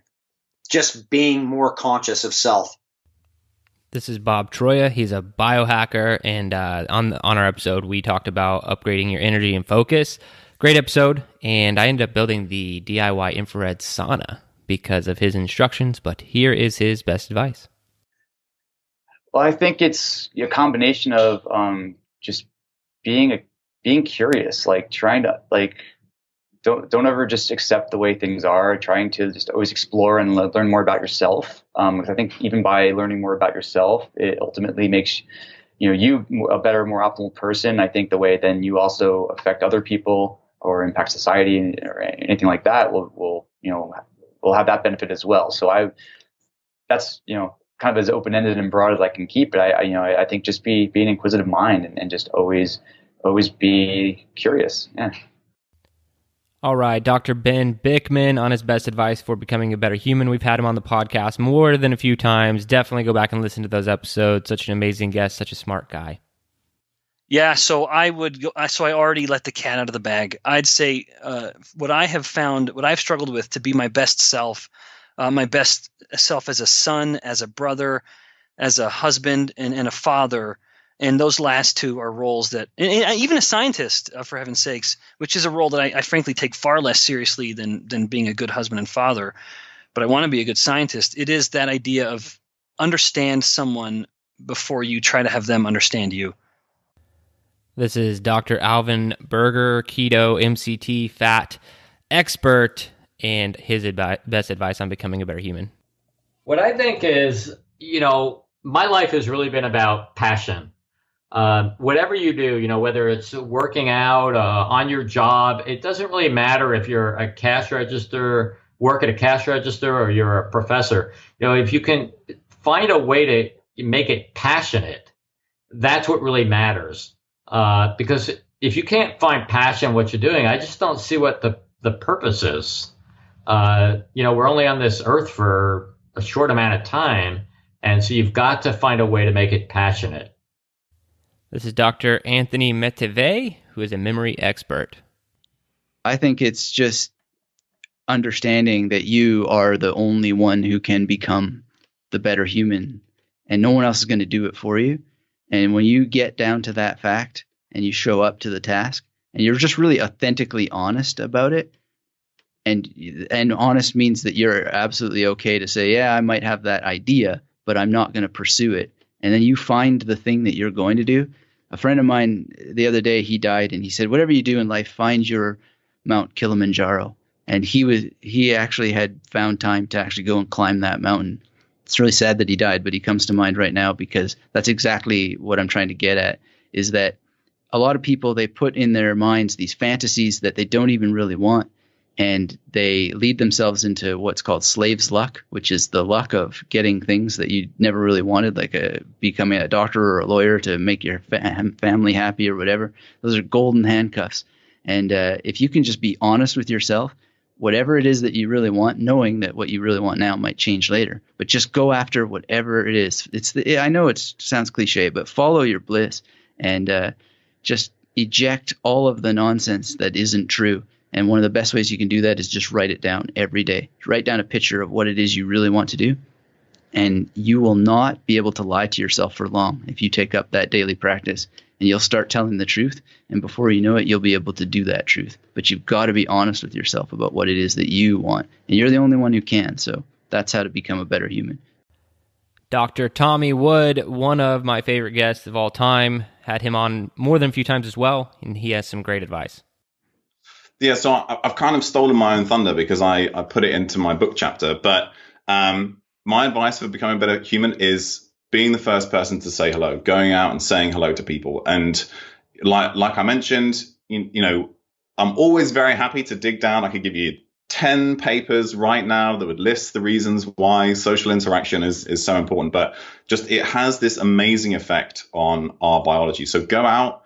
Say hello to people. Be the first person to say hello. Nowadays you go out, you say hello to somebody, they look at you like, "Oh my God, you're crazy. What on earth? Why are you talking to me?" So, take the headphones out. Gym, grocery store, the hallways at work. Smiling at somebody in the hallways at work, has an amazing effect both on them and on you. And, we talk about, so social interaction is really important. So, not being socially isolated, having a support network, a family, friends, very important. But you should also be interacting with just people randomly all the time, saying hello, asking how somebody's day is, giving them 5 minutes of your time to just sort of like create, you have this small interaction and then you disappear. Just like we're having a really nice interaction here. It'd be, I'd love it if we were outside barefoot and in the sunshine, and like together, but that's fine. I think we're sort of like doing the best that we can, depending on based on where we are. So things like that, I think are really important. So go out and do that and be nice to people. The benefit of being nice is incredible. And if somebody's upset with you, angry at you, if you're nice back and apologetic, it breaks the tension immediately. And just like the things that you get by going out and just being nice. I mean, it sounds kind of really wishy-washy, but I've seen it so many times in my career. Really helped me when I was working as a doctor on the wards. The nurses are the real guys who do all the work. Like the doctor just comes in, is there for 10 or 15 minutes max, does something, recommends something, and then disappears. Maybe sees the patient again like the next day or 2 days later. The nurses are there working all the time. If you're nice, being nice to the nurses, and which sounds sensible, but not everybody does it. Right. Just creates this amazing team, like this amazing team spirit, and like the patient can definitely feel that and will get better. I once had like a patient mention to me that they always knew that I was on the ward because they could hear me laughing. So like just go in there, and it wasn't my intention. That's just who I am. So go in, say hello to people, be nice to people. You'd be amazing what will happen. This is Julie Morris. Well, my instinctual answer to that would be just don't stop trying to become a better human in general. But if we were to drill down a little bit deeper than that, I think that there would be two pillars to really living your best life. And the first would be gratitude, and the second would be growth. I think that if you can practice gratitude on a daily basis, you are going to be so much of a happier person and so much of a more successful person, because at the end of the day, the more grateful you are, the less room there is for negativity, for boredom, for anger, for all of those bad emotions that can come in and, sabotage whatever it is that you're working on in your life. So gratitude is absolutely huge. I also think that growth is absolutely paramount. And, there's no reason for having that feeling of gratitude to equal something like complacency. It's more about having gratitude and thankfulness for what you have currently and wanting to do even more and wanting to put out even more. And so, looking for ways to excel on a day-to-day basis, from training your brain to adding an extra handful of greens into your smoothie, to learning a new language, to writing out the business plan for your dream company. I'm just a big believer in dreaming big and taking action. This is Dr. Brian Walsh, probably one of the most interesting episodes I have ever done, expecting to go into an interview and do one thing, and then we talk about, purpose and interaction with other humans and all these other things that we're completely kind of off topic, but it was an amazing conversation. One of my favorite interviews of all time. But here's his best advice. If you are a happy and contented person that has a purpose, then, and by the way, purpose trumps loneliness. That's a big piece. Loneliness in the literature, loneliness is on par with increased mortality, as is being obese, drinking excessive alcohol, and smoking. So your risk of dying is you may as well not be lonely, drink, smoke, and be obese, or be lonely. It's the same risk of death, which is tremendous. Anyways, but having you could be lonely but have a purpose, and then all those negatives of being lonely just disappear. Purpose trumps loneliness, which is huge. Here is Dawn Fletcher from Mentality WOD. Chase experiences, continue to try new things, put yourself out there, sign up for things that are different for you, say yes when people ask you to do something weird or crazy or funny or different, and just continue to gather as many different experiences as you can in your life. This is Ashley Van Houten from Paleo Magazine. Yeah, this is obviously a very subjective question, right? Because better human is kind of a scary term anyway. But I mean, I guess I would say just gratitude. And that's probably a very obvious answer to a lot of people, but it's something that I've been really working on. And again, this kind of goes back to the mental toughness and the awareness of your life and what you should be grateful for and what you should work for.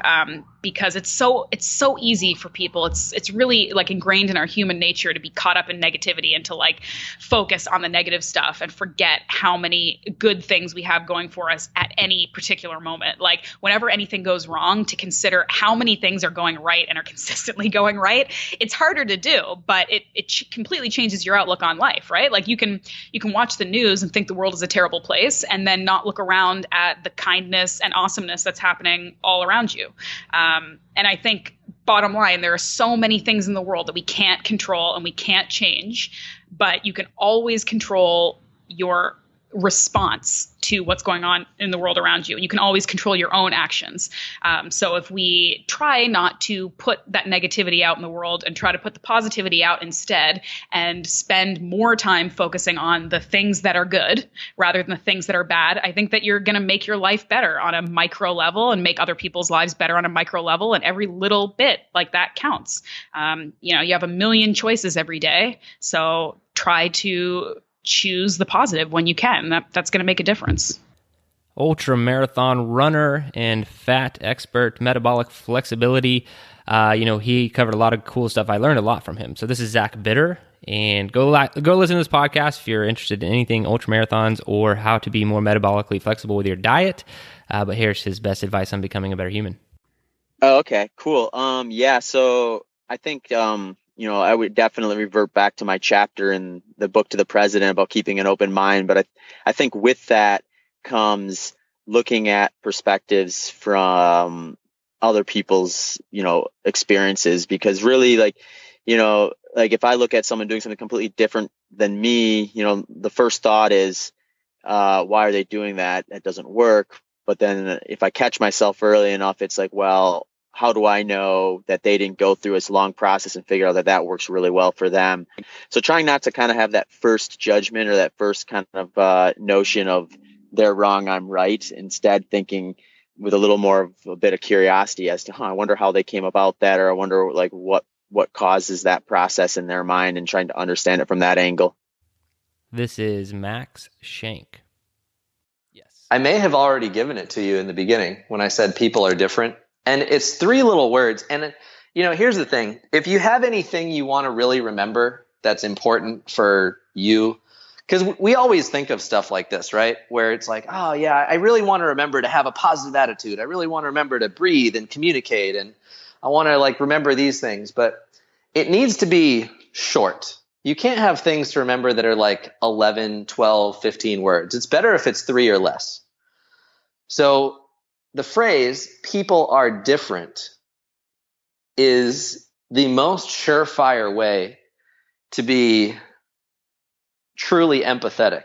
They say empathy is like putting yourself in the other person's shoes, but I actually think that type of empathy is impossible, because you couldn't possibly begin to understand how profoundly different another human being could be. I actually just sent an email about this out to my list, or actually, no, it's about to go out. Spoiler alert. And, the story I talk about is one of my closest friends is a woman in her 40s with 2 teenage daughters who grew up in a different country, who's been married for over 20 years.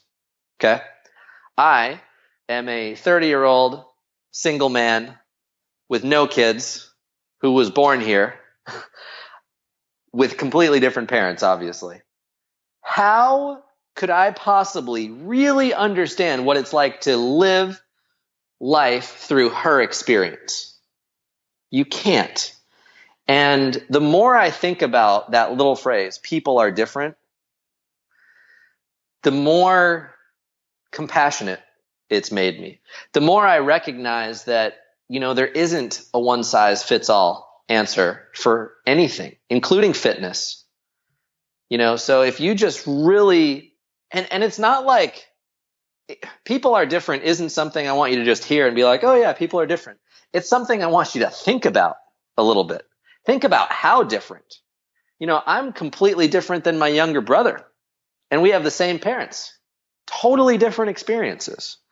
And when you realize that everyone else is living such a unique experience that's the result of every decision they've ever made, along with some random selection of the DNA from their parents, it really helps you appreciate how not only you have to be more compassionate. You'll never understand what it's like for another person, but you can be compassionate and understand that you don't understand. I think that's real empathy. Just understand that I have no idea what it's like to be a 40-year-old woman with 2 daughters in high school. You know what I mean? Like, I have no clue. I have no clue what that's like. But I think it's also important because it helps me realize that I am an N of 1 experiment. This is the original carnivore, Dr. Shawn Baker. Wow. So I think you need to take, one thing, I think you need to prioritize your health. I think you need to, and I think you just need to see what you can contribute in a world. I think it's, find out something you enjoy doing and just do it, and don't worry about financial gain or material status. I think you're going to be happier doing what you enjoy and doing it well and sharing it with other people, and then those other things will come if they're meant to come. But I think if whatever you do revolves around getting a bigger house or a nicer car, nicer clothes, or social status, I think ultimately that's going to leave you pretty empty in the end. This is Dan John with his best advice on becoming a better human. My wife and I have a mission statement. Now, we're an odd family. We have a family motto and we have a mission statement. So the family motto is this: it's not where you start, it's where you finish. And I got to tell you, man, my daughters hold tight to that. It means so much to them. It does. I'm shocked sometimes. We'll be at an event and my daughter will lean forward. It's not where you start, it's where you finish. And they'll nod their head. But our family mission statement is something that we hold very dear. Make a difference. So whenever we make it, so we donate, we have a little foundation, our family foundation, and we donate a fair amount of money every year. But what we're looking for are those companies, those organizations that make a difference. How can we give you of our time, treasure, and talents? If all the money is just going to go into another window or another carpet, I don't know if that makes a difference in the world.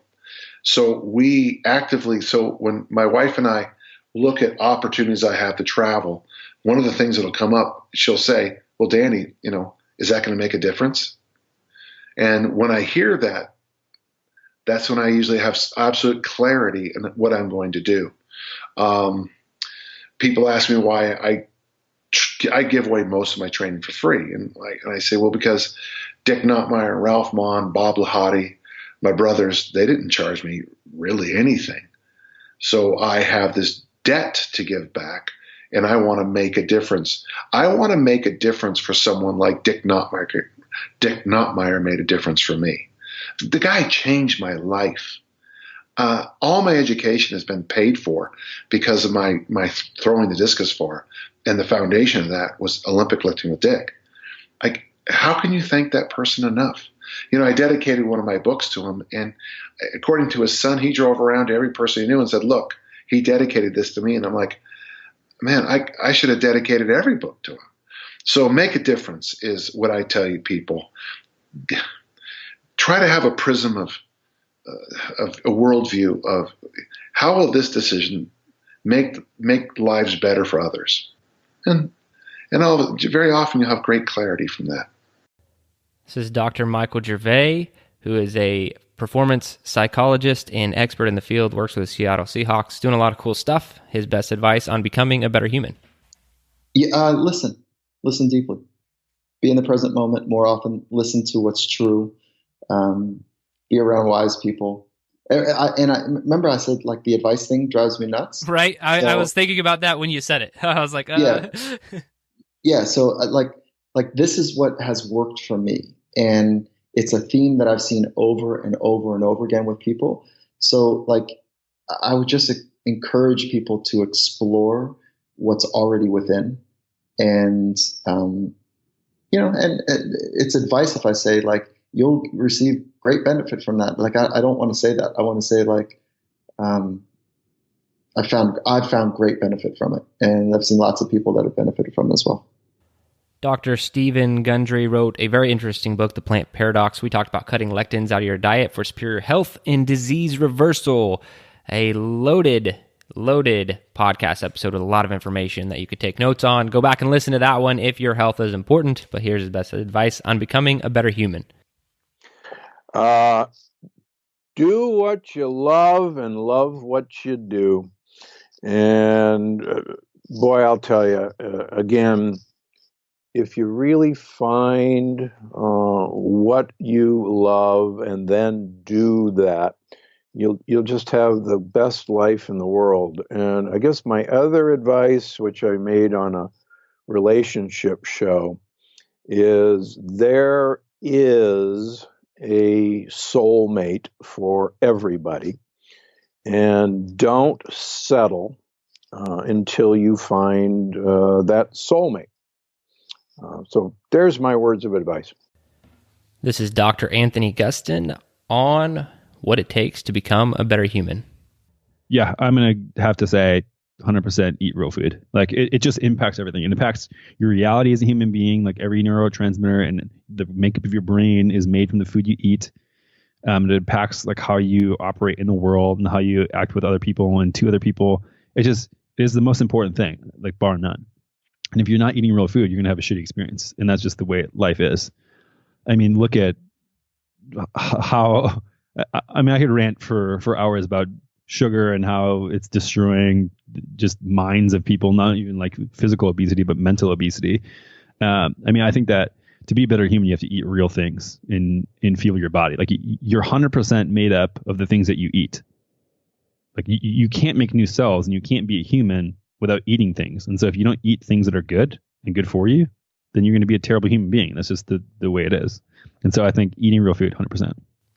Here is Mike Daggett on what it takes to become a better human. Yeah, I think we kind of covered it, but I really want to hit it because I think it's that important. Is the best advice for being a better human is to just recognize that you're not in this alone.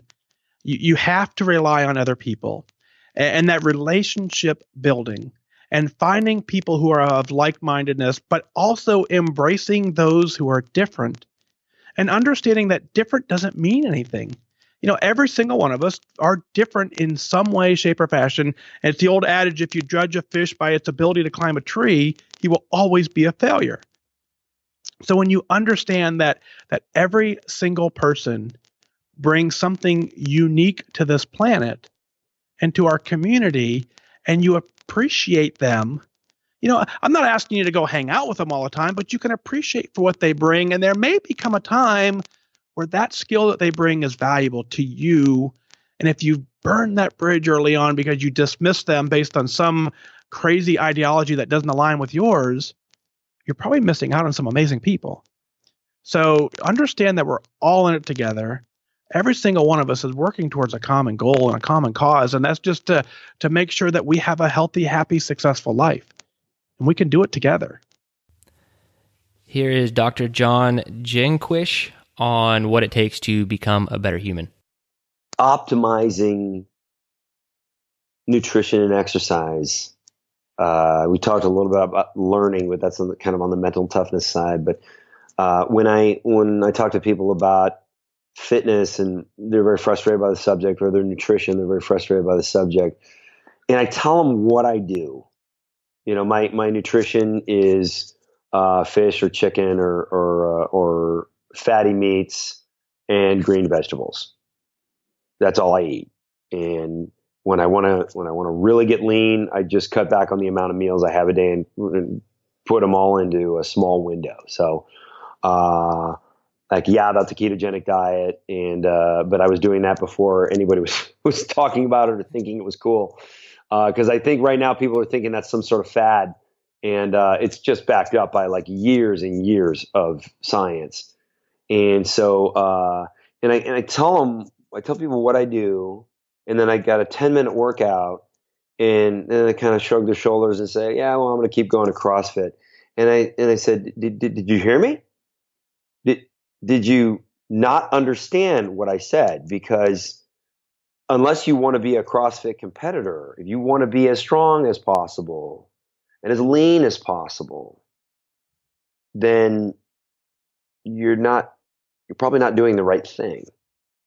You're probably just begging for an injury and, overcooking your meat or whatever, like a lot of these sort of paleo diet followers just burn the hell out of everything. Shouldn't be doing that. But, you see what I'm saying? Like, oh, yeah. Like that. Yeah. It's just really find out how to optimize. I've dedicated my life to looking at physical medicine, what we can do with our physiology without any chemicals, without any supplements. What triggers in the body are we not pulling, and how can we pull them to maximize our lives? This is Julie Bauer from Paleo OMG. Great and awesome podcast. A really fun person to be around and talk to. And here's her best advice on becoming a better human being.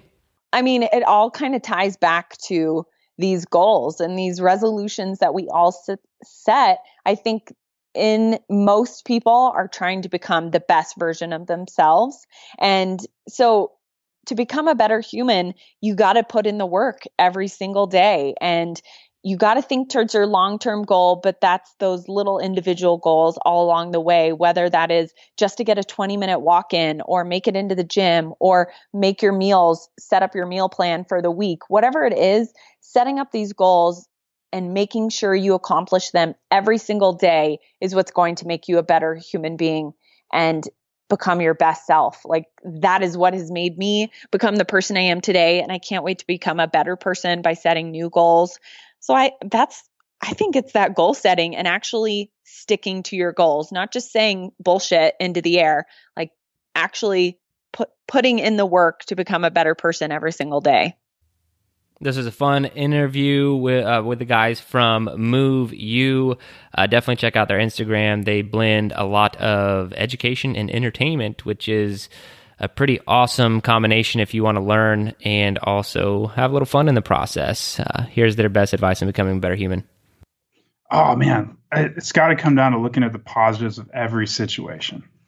Like, the worst things that can happen to you, always have a positive, and it's usually going to benefit you in the future. I mean, it's everything is. Once you alter that mindset, you're going to be a significantly happier human being. Man, I would say, Andrew, like, even our attitude in here, like, we laugh even more like something is an absolute technical disaster. Oh yeah, Andrew, we're going under, but we do it in like a fun way. Like, we always, I think we make everything fun and lighthearted. Yeah, sometimes it'll hit us and we'll be like, damn, and then we just start making fun of it within 5 minutes. Within 5. But I'll give something to, this is from Mastery, the book. This is something I've read very often. It goes, you want to learn as many skills as possible, following the direction that circumstances lead you, but only if they are related to your deepest interests. You value the process of self-discovery and enjoy making things of the highest quality. You avoid the trap of following one set career path. You're not sure of where all this will lead, but you're taking full advantage of the openness of information. You see what type of work suits you and avoid what doesn't at all costs. You move by trial and error. This is your 20s. You're not wandering about because you're afraid of commitment, but because you're expanding your skill base. When you're ready to settle on something, ideas and opportunities will readily present themselves to you. When this happens, all of the skills you've acquired will prove to be invaluable. You'll become a master of combining them in ways that are unique and suited to your individuality. You may settle in this field for many years, accumulating more knowledge and information and skills along the way. Those who follow a single career path end up hitting a dead end in their 40s, leading to boredom. that is the journey that I wish I would have. If I were to do it again, I would have followed that to a T, starting at 20 years old. Dr. Alison Breger, the sleep expert, again on her best advice for becoming a better human. Best advice for becoming a better human. Oh, Ben used to say this all the time: harden the fuck up. I like it. And that kind of goes along with what we've been talking about, being human and adapting to your stressors. I think that's some great advice. Yeah, that's what he always used to say: is harden the fuck up, or if it was competition time, go fuck shit up. This is Dutch Lowry on what it takes to become a better human. I think, and I'll transition into something else with it, but learn how to listen, right? Listen to folks and hear what they're saying. And those are two different things, right? When you're listening, you're not necessarily hearing. When you're hearing stuff, you're not necessarily listening. So listen to people and hear what they say. And I think that can help you develop into somebody who can be compassionate and can help other people with your words. It also helps you be a little bit more thoughtful with how you communicate with folks and, what you're actually projecting on folks. Along with that, and this is totally not related to being a better human, but it is related to being better at most other things you might do professionally, is learn how to do sales.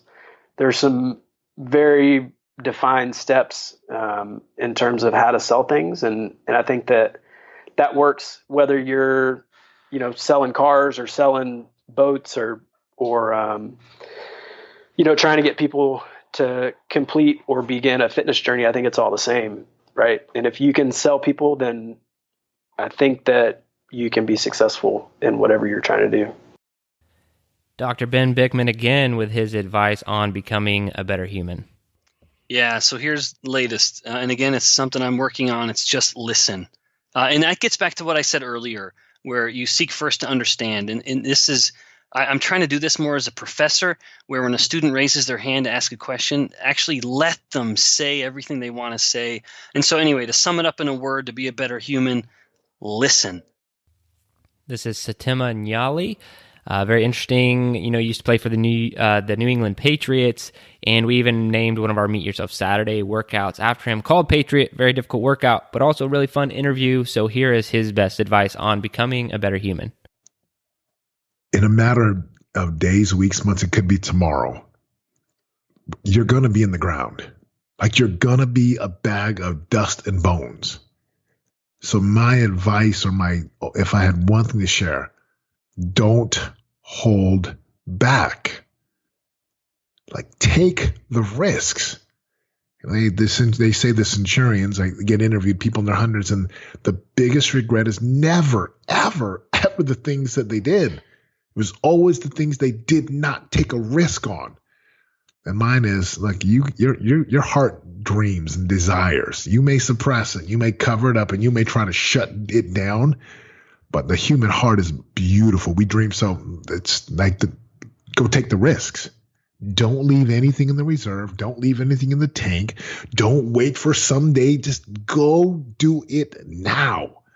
And the more you do it now, the more life opens up, and you really can live whatever kind of life you want to live. I'm a 100% core truth of mine is whatever you have is what you've chosen. And if you don't like it, choose something else. Evan Brand with his best advice on becoming a better human.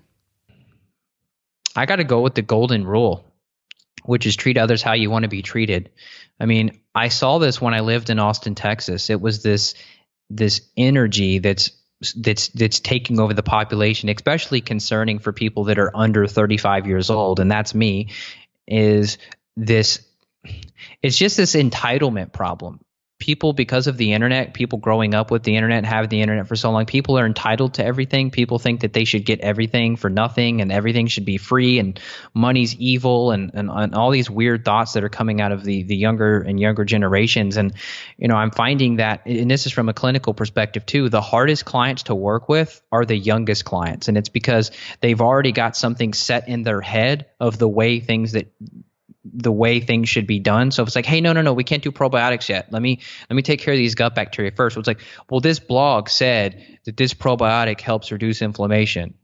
And they want to challenge everything, which is good. I love this whole challenge authority, rise up and liberty and whatever, this whole movement of us fighting back against tyranny or whatever. I don't know what the undertone of the country is, but what I would like to see is that people stay humble and they stay respectful and they simply treat others as they want to be treated. Because if you're a hateful, negative person and you eat organic food, I mean, you've got some problems. I mean, I couldn't tell you how many people that I came across when I was in Texas, and I love you, Texas, but let's just say that I found some bad apples there.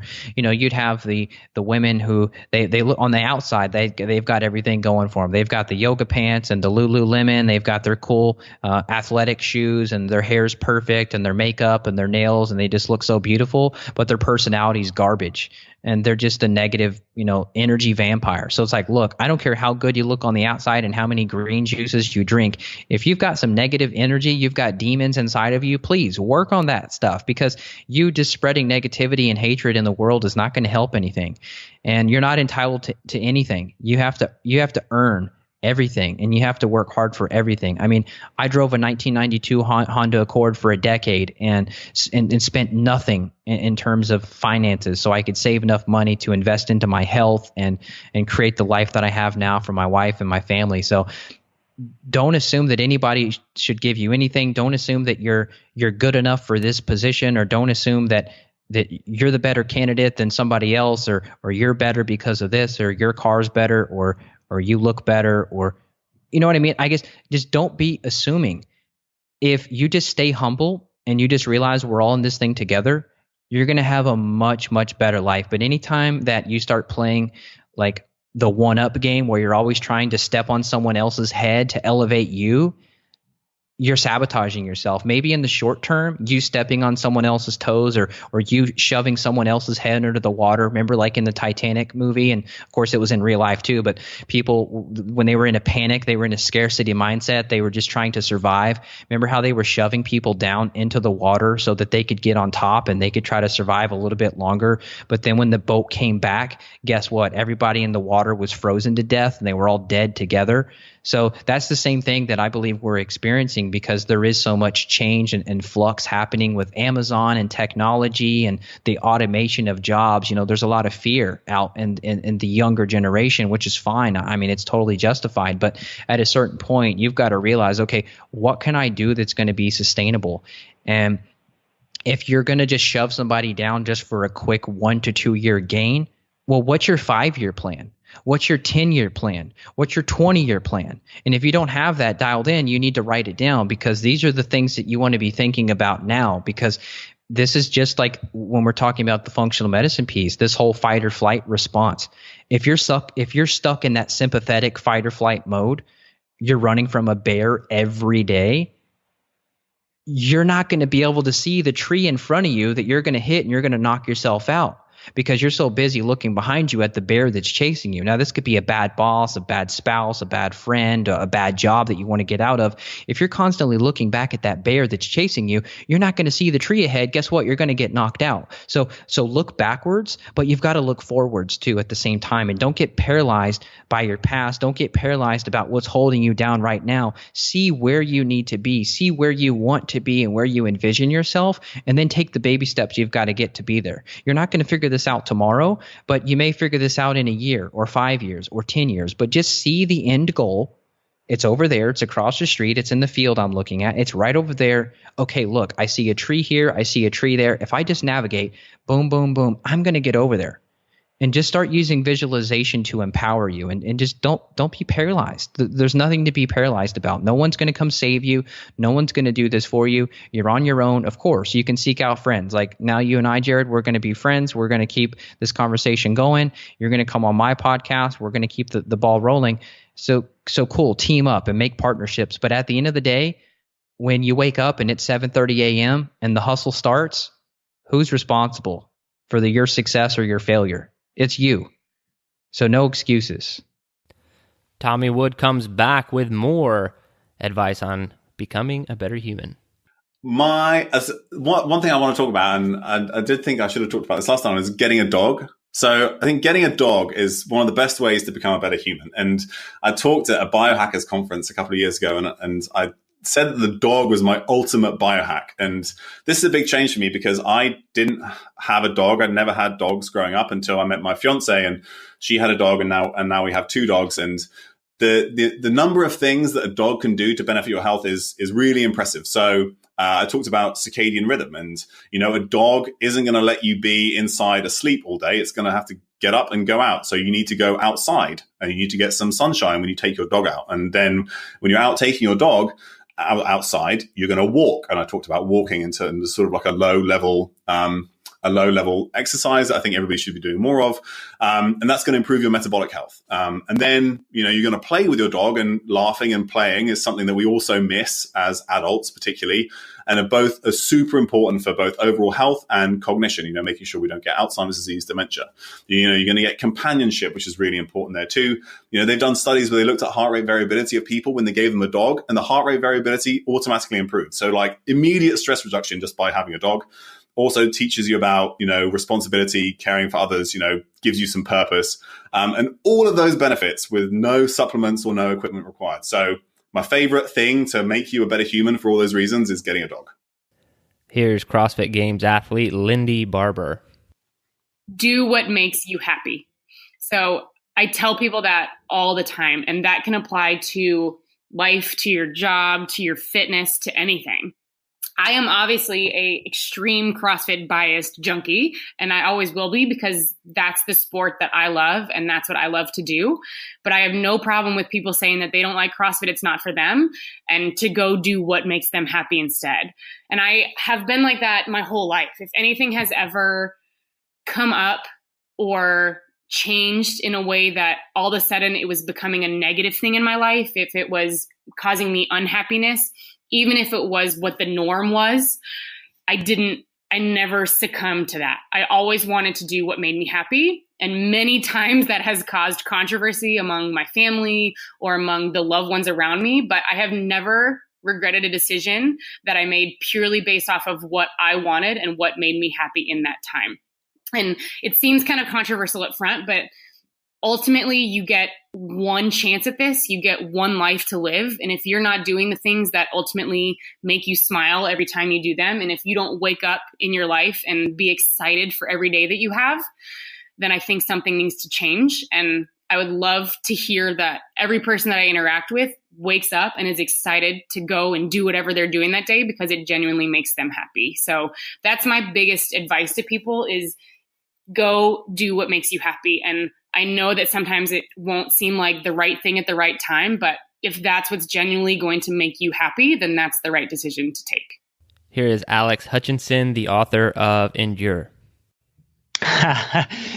Yeah, you know what? Because I have young daughters right now, and I'm trying to shape them in their path through the world. The number one thing I'm trying to impart to my daughter right now is think of how other people feel. Think of how I feel when you're doing that. Think of how your sister feels when you do that. And so, so physical fitness is great, and I'm a big believer in it. But if there's one thing I could wish that I can get better at, and everyone else around me can get better at, is getting in the mind of the people around you and understanding how they feel and taking that into account in your actions. Here's Patrick McCown, the breathing expert. When you leave this world, and we're all going to leave at some point, myself included, it should be left in a better place. So, I think in terms of relationships with people, in terms of our dealings, I think we should be fair. And I think life is about fun. The biggest thing that I've ever done that made the biggest impact on my life was to get a job that I loved. And that was huge. And I went into a field that people were saying, you're crazy. I went into breathing 15, 16 years ago. And now it's shown. It's the next best thing in sports, I believe. I think it's happening. We've seen a huge trajectory in the last 3 years. So yeah, a couple of things. Get something you love to do. You'll be passionate about it. And also leave this world in a better place, whether, your relationships with family, with friends, and with the people that you involve with. This is Jack DeVore. He is a expert on power and strength and conditioning, and here's his best advice on becoming a better human. I would say the best advice is realizing that you are 100% responsible for everything in your life.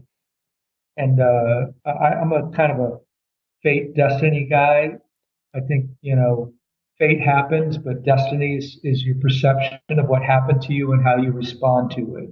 Like, you'll hear a lot of people going, well, my girlfriend cheated on me. I got screwed. And I go, well, you picked her. You're responsible. So if you can turn that around and then you say, hey, I'm responsible for the decision, then your response to it, it's much easier to get through life.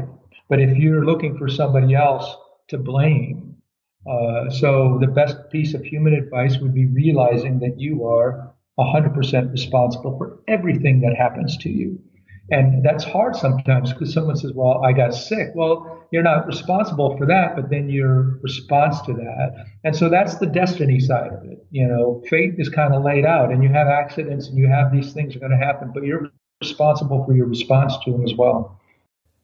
Here's Carl Paoli. Just be you. Be you.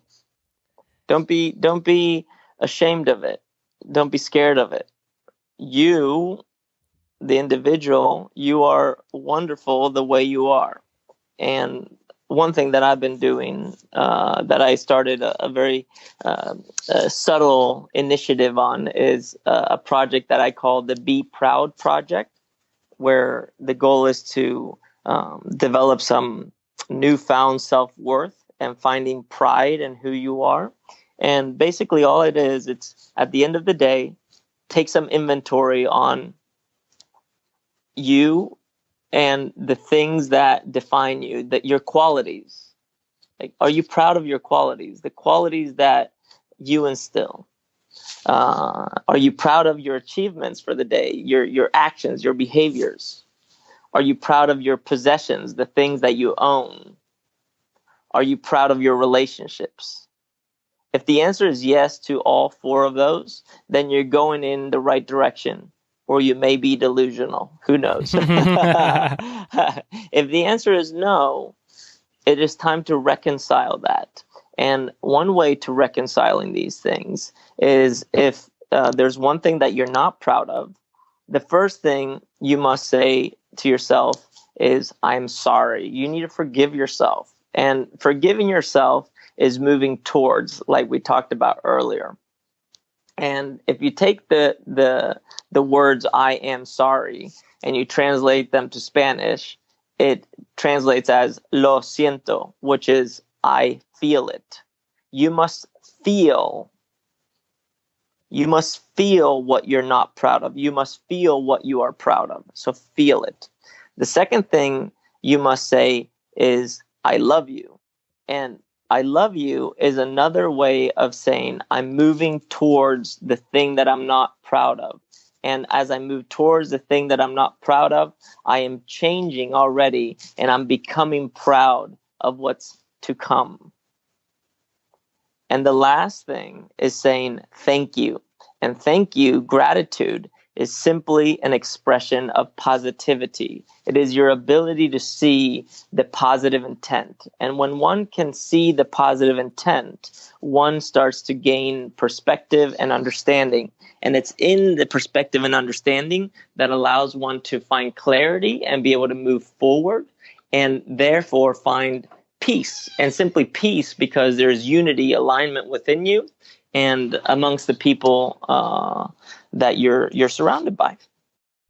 Dr. Kate Shanahan on what it takes to become a better human. I guess I would say consider the next generation. Okay. In what regard should we consider the next generation? Well, what we're doing to the planet, how are we treating it? This was a really interesting podcast with Dr. Anthony J., and he talks a lot about genetics and epigenetics, really interesting research. So keep following what he's doing, but here's his best advice on becoming a better human. Well, there's so many things, right? I mean, just to stick with kind of the theme, I think people should avoid artificial estrogen.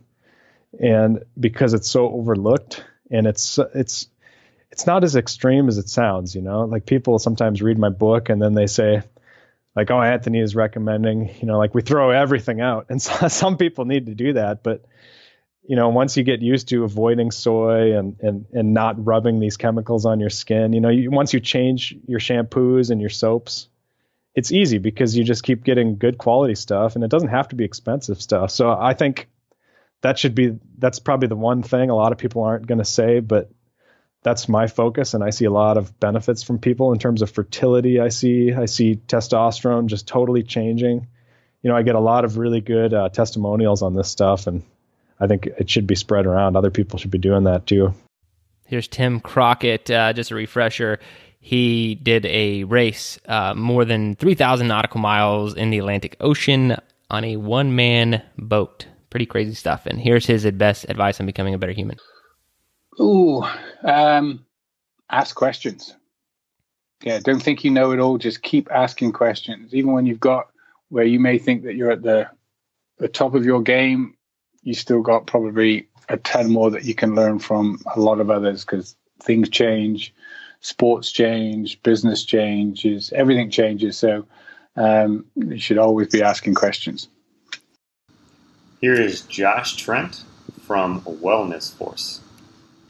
Okay, I'm going to shorten it because I could probably talk for 50 minutes again. But I really believe that to really answer this question, we have to define what a healthy human actually is. And I believe a healthy human is somebody that is feeling in their body physically well, has mental fortitude and cognition that is giving them the availability to connect with people in relationships they care about, and a deeper aspect of connection to faith.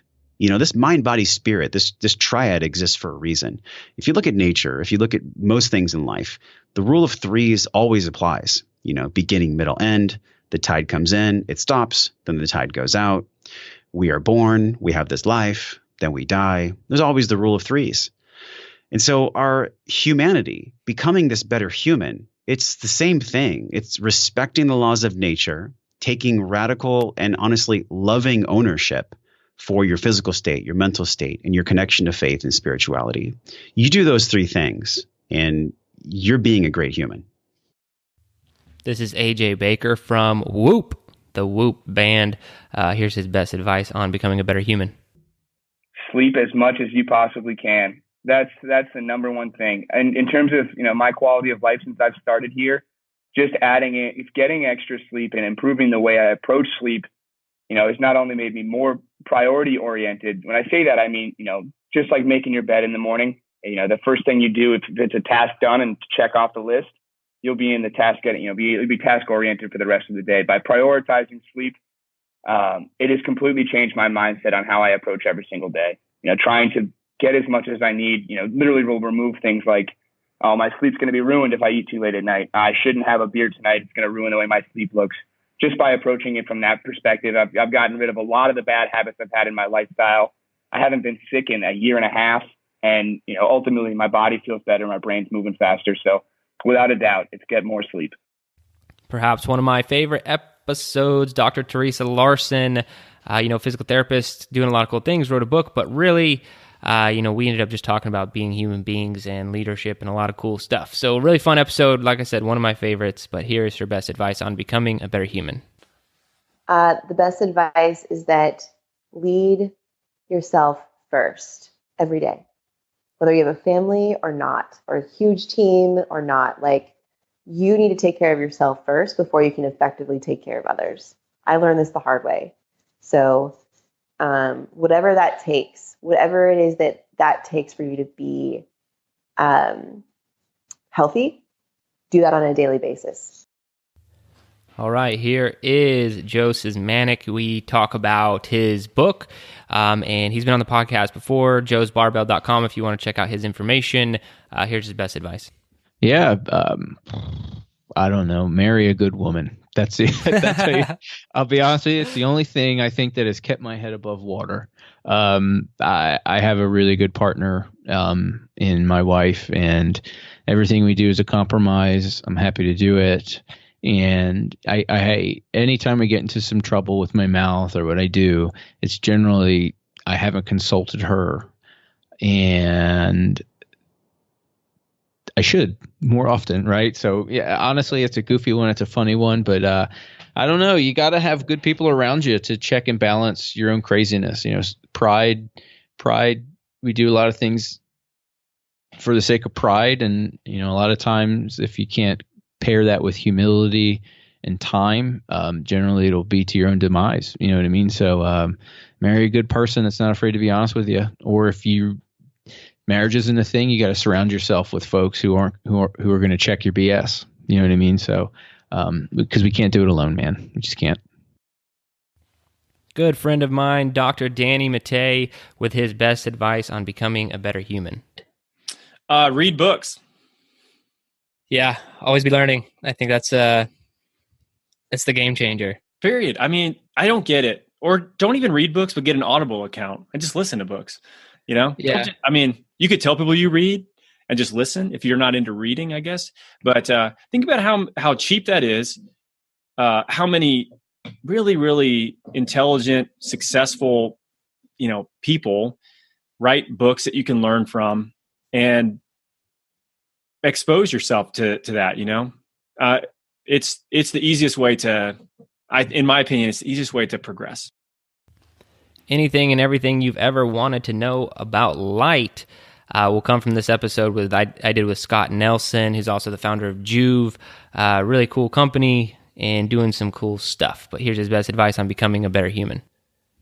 I would say there's probably two things. So I'm, and some of this is, just biased towards like my own things that I've sort of grown up in, over the course of the past 15, 20 years, raising kids, et cetera, trying to build a healthy marriage, et cetera. But I would say always be learning would be one. Another one I would say that sort of is aligned with that is always be curious or open-minded to certain things. Even if something sounds kind of weird up front, the fact that you're just open-minded to it, I think, or always, curious. I think that sort of mindset tends to be pretty helpful.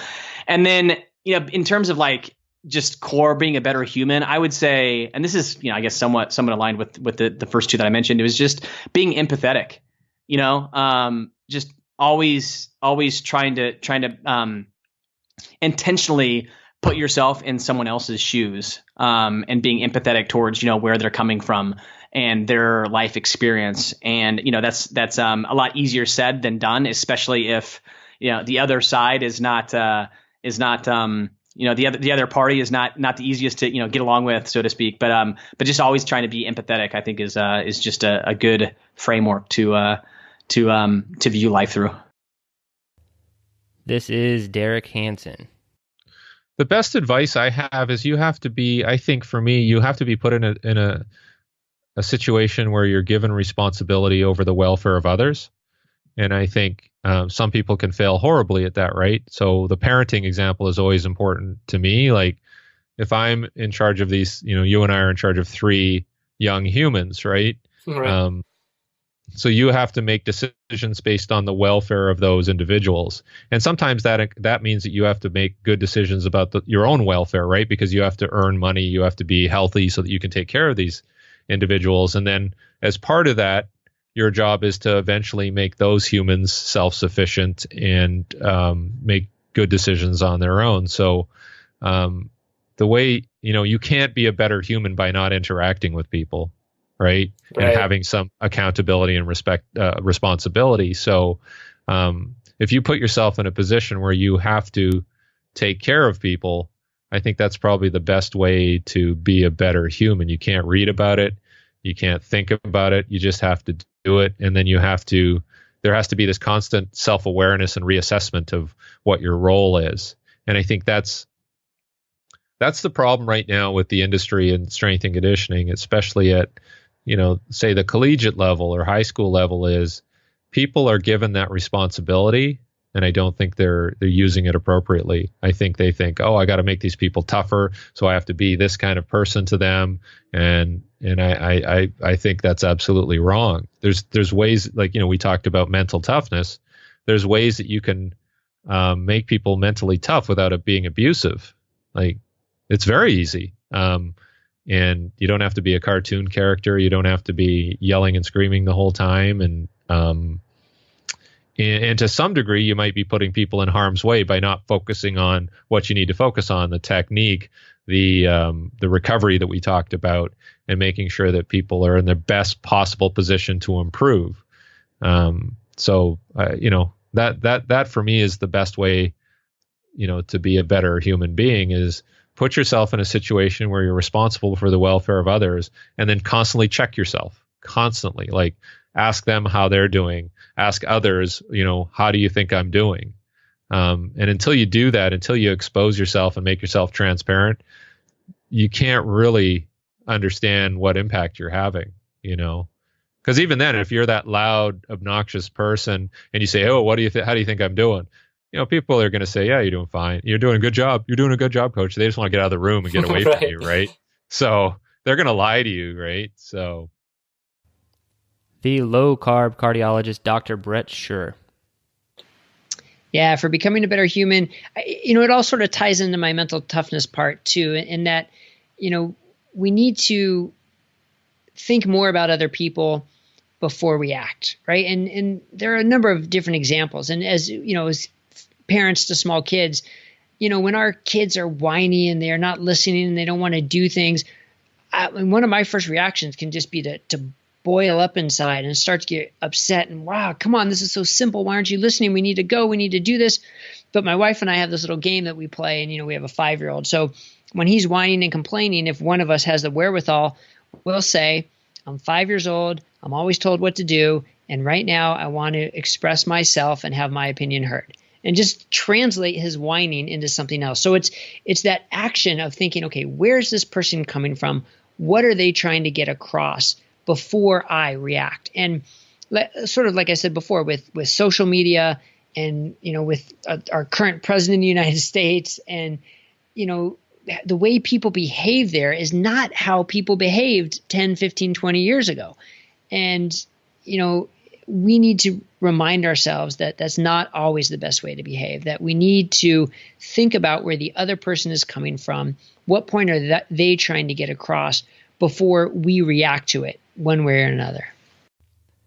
Here is Ron McKeefery. I think, what I said earlier about, confusion, passion with emotion, I think that applies to almost anything, be it your family or be it your career. And just making sure that you pause for a second and ask yourself what you're trying to convey. There's a lot of times when I have an emotional response to my kids, when I'm just trying to show them how much I love them and how passionate I am about them, being okay and being a success for what they want to do and all those things. And then I think, like I said earlier, I think, make sure your home team's right.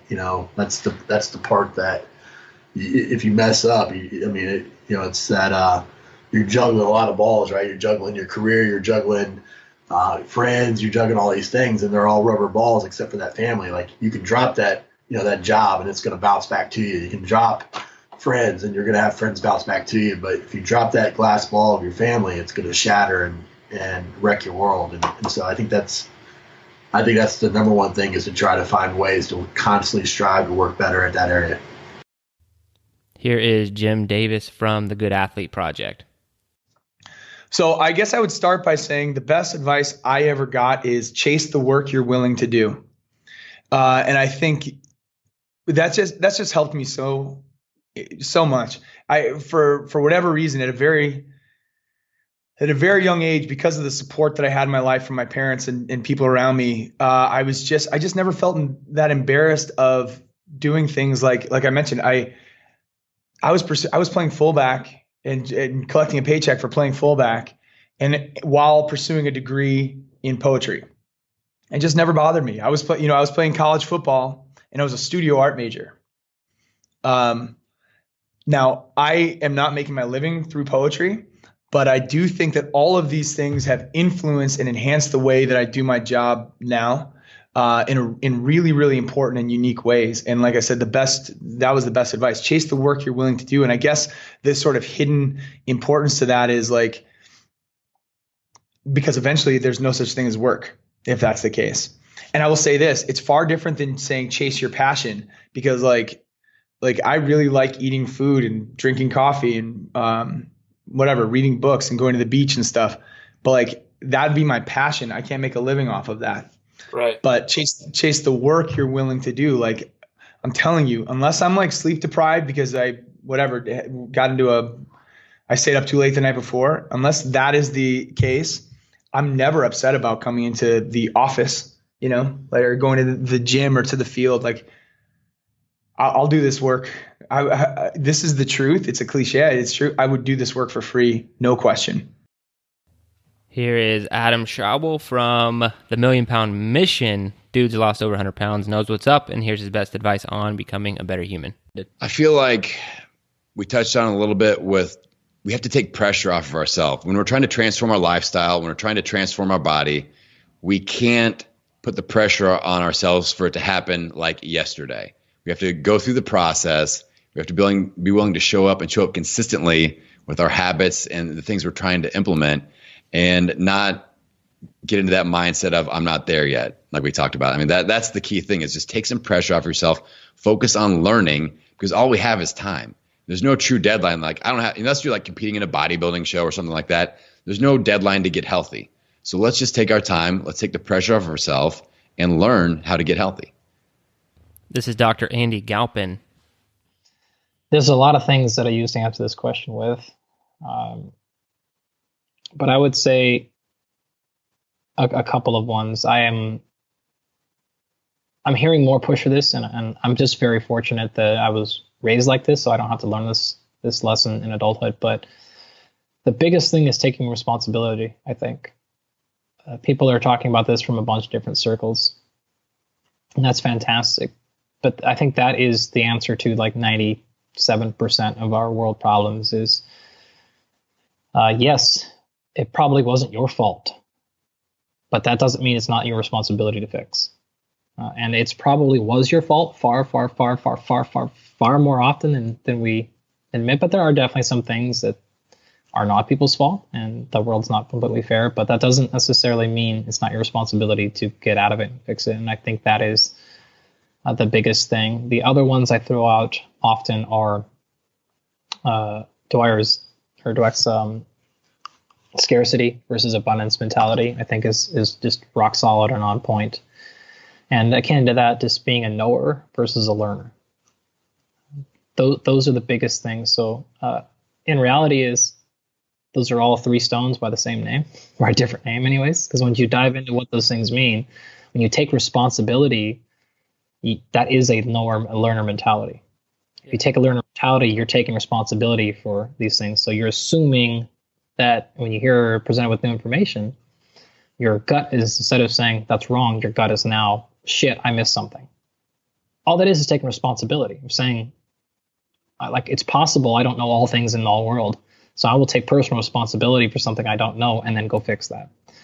It's the same thing, cut a different slice, like I said. So those are the ones I think are the most, and I have used those extensively, I would say even in the last 3 years, that have made huge impacts with how I treat science, with how I treat athletes, with how I do podcasts.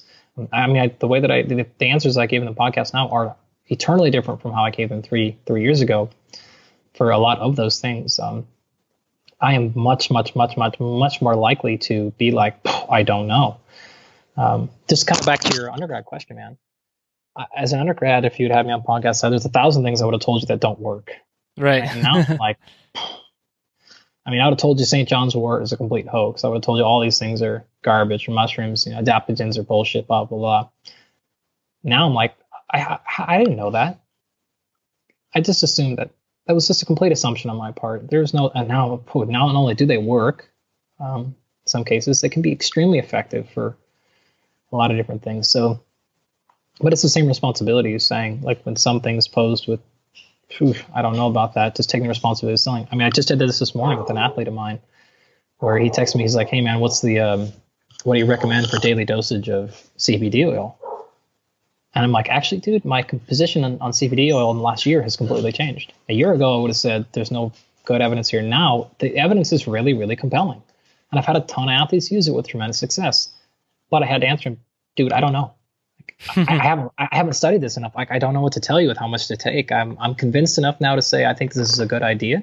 And this is something we should explore scientifically and as athletes. But I don't know, man. Like, I'm going to have to go look. I don't know what the best amount of CBD oil is. And that's really, really, really hard for coaches early in their career to answer. I don't know. But I mean, you're thinking like, this dude's paying me to know. Yeah. But like I said, man, with the way that knowledge is expanding, you just can't know everything. And as much as I'm, published in these areas, I'm like, I can't keep up with it all. And I had to tell them, like, I don't know. I had to text all my old hippie weed friends, be like, all right, what CBD oil do we take? And then Bledsoe gives me a 400-page list and tries to get him to do ayahuasca. I'm like, stop. Just wants to take some fucking CBD oil for his fight next week. Like, that's it. This is the path you need to go. Jesus. God damn it. We're not going to do peyote tomorrow. Just knock it off. Oh, that's awesome. This is the keto doctor, medical doctor, John Lemansky. Okay. So I would say, can I name three things? Sure thing. Okay. So I would say disconnect. So, a lot of studies are coming out now about us being on our phones 24/7, being connected with social media, which there's awesome things about it, right? You and I connected, you get to meet amazing people, but there is a downside to too much. So disconnect, pick a day of the week where you say, look, it's Sunday, I'm going to go out in nature. I'm not going to have my phone with me. And you will see what an amazing transformation that is. And then with that, reconnect with like friends and family without being on your phone. One of the things that drives me crazy, if I go out to dinner and I see a family and they're all on their phone, it's like you're not connecting with your friends and family again. So I would say, make a conscious effort to do that. And then volunteer. I mean, it sounds corny, but volunteering to do something that you don't get rewarded for monetarily will actually kind of rejuvenate you to being a better person, I think. And so I try to do that at least once a week. And I'm starting to do that with my oldest son. We're actually currently in Puerto Rico. After Hurricane Maria, we came down here to try to help people from a medical perspective. But it doesn't have to be something that dramatic, just locally help somebody. Here is Dr. Lindsay Lepley. I have a quote that I like to follow. It's follow your heart, but take your brain with you. So follow your passions, but make sure that logic checks out. you do some logistical checks from time to time. Here is James Slade, did an episode. He's been on the Garage Gym Athlete podcast, Better Humanology podcast, a good friend of mine, and here's his best advice on becoming a better human.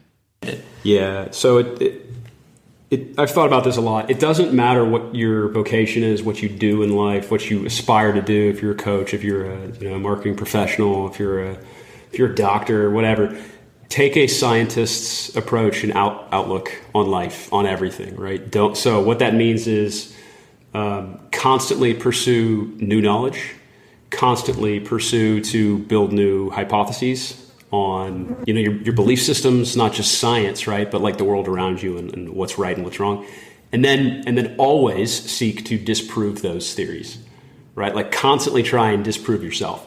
And what that will force on you is number one, never believing in your own legend so much, where you're so locked in, and then you're so susceptible to this cognitive dissonance problem that we have. That's really the main driver behind the nutrition wars, right? Like, yeah, it's crazy.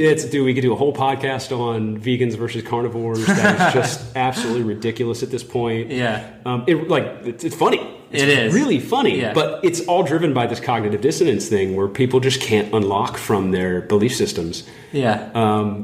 So I have no bias in nutrition. I just think, my mother-in-law, she's basically vegan. She kind of fluctuates between vegan and vegetarian.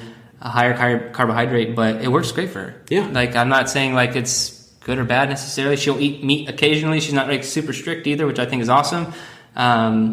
to not be like in a camp so hardcore, but like 95% of the time she's strict vegan. And I'm just like, yeah, okay, that works for you. Doesn't work for me, but like, right. I'm not gonna. It's not a religion, Yes. Yeah. Don't let nutrition become proselytizing. Is sort of that's the net to it, right? And this is not just about nutrition either. Like there's very few things in my life that my beliefs will be set on forever. One is like God comes first, right? Like that will never change. That's an absolute for me. Yeah. Family comes right after that, and then everything else is kind of up for grabs, right? Keep yourself in your life flexible enough to where you can continue to learn and continue to improve as a human. So there you go. That's BETTERHUMANOLOGY. If you want to just have your mind blown, go listen to the episode I did with Dr. Dan Siegel. The title of that one is Building a Better Mind Through Interpersonal Neurobiology. Handful enough, a lot of information, really awesome stuff. And here's his best advice on becoming a better human. I think the way we can become a better human is to realize that while we have a body and we're born into a body and the body's important, you want to sleep it well, give it good food, exercise it, stretch it. You want to really enjoy your body. That's all great stuff. But who we are is much more than our body. It's much more than our brain. Our relationships with each other and with nature are also who we are. So the way I like to remember that is the body is the me. It's like the wax of a candle. And that's important. You get about 100 years to live in this me body. But we are also our relationships with other people and the whole planet. And let's call that a we. That's like the light of the candle. So you are the light beyond just being the wax alone. And when you start to live like that, then life really gets a lot of purpose, meaning, and connection. When you realize, okay, if I'm a candle, I'm both the wax and the light. I am not just me, I'm also we. And the way I try to remember that in a single word is with the word we, M-W-E. Who we are as individuals is actually a we. And when we live like that, life can become much more rewarding for every one of us. Here is Brandon Webb, former Navy SEAL, and his best advice on becoming a better human. You know what? I watched that Joe Rogan podcast with Elon Musk, and I think they nailed it at the end, because Joe asked Elon the same thing, and I love Elon Musk. Like, I think he's one of the smartest living people we have, and just doing amazing stuff. And he said it, because anytime you put yourself in the public eye, like I've, whether I write books and, go on in the media and stuff, you take a lot of trash talking and stuff like that. And it's helped me learn to just always look for the best in people. And, when Joe and Elon finished that podcast, I thought they hit it on the head. He was like, I think looking for the best in people and putting out more love in the world without sounding corny. But I think it's true. Like I'm a parent, as a divorced dad, I have a good relationship with my kid's mom, thank God. But the best thing I can do to raise those kids is for them to know that their mom and dad love them like that. If you do anything and it's that, the kids are going to be okay. And I think that's also a lesson for us as adults, like to be more compassionate today and not jump to conclusions, but just try and look for the best in any person, any situation. That's the best we can do. 'Cause if we're going to become better human beings, like we've got to do that. Here is Dr. Robert Pastore. We did an episode on how dietary sensitivities can impact recovery and the importance of sleep. Pretty cool stuff. And here is his best advice on becoming a better human. Wow. That's an awesome question. It's a hard road to get there. I think being true to yourself, no matter what the perceived outcome can be. And I attribute that to being blessed by being really heavily raised in my teenage years by 3 wonderful Marines, my 3 uncles. Sadly, my father passed away of prostate cancer at an extremely young age, which we believe he had celiac disease, but was never diagnosed. And it was always, that message was always, you can't have a bad, really, truly bad day if you really were true to yourself that entire day. And if you get to that end of that day and something's really bothering you deeply, if you really write it out, not mentally think it, really write out everything that transpired and dissect it, somewhere in there, there's something that part of it is you just weren't true to yourself. There are things that unfortunately are beyond our control in some instances, right? Really horrible accidents, diseases. But the thing we can control is really being true to ourselves, not just going along with something or getting involved in a career that makes us so miserable we're going to have a heart attack by the time we're 45. I think, and I hope I'm explaining this thoroughly enough for what I'm hoping I can get. I wish I could get my heart into this microphone to explain how important this is. I think it's never too late to spin on a dime, man. It's never too late to say, you know what, this is what I want to do. I've met so many amazing people in my career, particularly when I was in practice. I met a gentleman who made a fortune and lost a fortune on Wall Street and then started a nonprofit and was never happier in his life. On the flip side, I met a lawyer that worked as a nonprofit attorney for years and then invented something and was so passionate about it, she might make a profit. And I said to her, you know, it'd be great. There's nothing wrong with taking care of yourself, but how about developing with your background an entire new charity around that and then give a generous portion of the proceeds to that charity so you can actually fill both needs in yourself. Just being true to yourself, trying to hitting both those things. And she became just phenomenally successful. So I think that's really how I try to live every day. Here is Kate Hamarillo, all about ketogenic living, is what we discussed, and here's her best advice. Get out of the comparison trap. If you are scrolling social media and you are wishing that you could look like this person or that person, or have what this person or that person wants, it's really detrimental to your health. Just accept you for who you are. Acceptance does not mean, that you're not going to continue to better yourself. It just means that you have your own journey on this earth. You were put here for your own unique purpose, and no one else's journey matters. It's yours and yours alone. And you are just put here to be the best version of you and make that possible in whatever way that looks like for you. This is Highland Games World Champion Matt Vincent. Being a better human. It's kind of two-part. So the first part is realize the decisions that you're making. Are you making decisions on fear, or are you making decisions based on love? And so, that's love for people around you. That's wanting them to do better. That's wanting their success. Are you making decisions not from a scarcity mindset? Avoiding that mindset that there's X amount of success out there that we all have to share. Perfect example would be, something like this, man.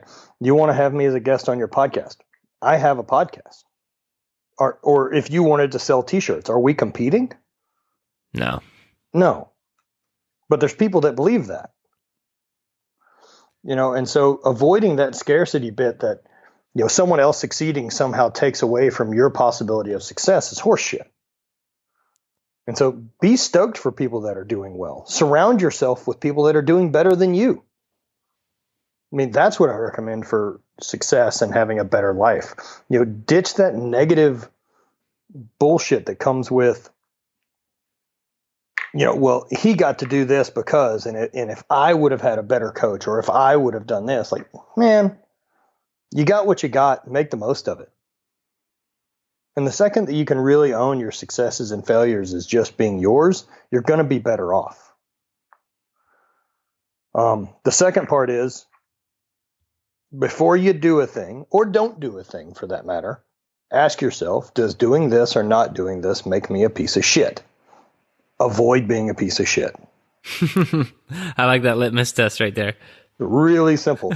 For example, did I walk past the sink in my kitchen full of dishes because I thought, well, my wife will be home tonight and she'll take care of the dishes? That's a thought that makes me a piece of shit. So do the fucking dishes. I like it. That's awesome. That kind of applies to everything. For example, oh man, I did 9 of the 10 sets of squats I was supposed to do today. Is that good enough? I mean, sure, if you want to accomplish 90% of your goals. Don't be a piece of shit. Do the work. I think that might be like get that tattooed. That's awesome. Pretty simple, man. Dr. Eric Helms, we talked about gaining muscle in that episode, and here's his best advice on becoming a better human. This is a very easy question for me. I think pay it forward. Do something as many days as you can. I would say every day, but I don't know if it's realistic, to try to put out something helpful to other people. Do something positive. I've been at times in my life depressed. I've been at times in my life very anxious. And what always makes me feel better is when I go out and do not necessarily a random act of kindness, but helping someone else or reaching out to someone else, putting myself in their shoes. Because you get so wrapped up, in depression or obsession or anxiety. I think you don't realize it, but it's actually a very selfish life perspective. Not that you're wrong or for being selfish, but you get so wrapped up into your own experience that it closes off other possible views of the world or views of your current situation or comparisons, And I tell you what, going out and, volunteering, donating money, doing some pro bono work in whatever field you do, reaching out to friends and seeing how they're doing when you are feeling like crap, it works wonders. And not to mention, it's making the world objectively but non-quantifiably better every time you do that. So I think that is super critical, and it's made a huge positive impact in my life. This is Sam Miller. For becoming a better human, I think I would just say focus on your own personal development, and the rest will just sort of fall into place. And when you're worried about you, it kind of makes other problems dissipate. Navy SEAL David Rutherford. We talked about confidence in becoming a better human, and here is his best advice on doing so. Love more every single day. Never be inhibited by your own trials and tribulations, your own the insurgency getting you down, your own judgment, your own fears.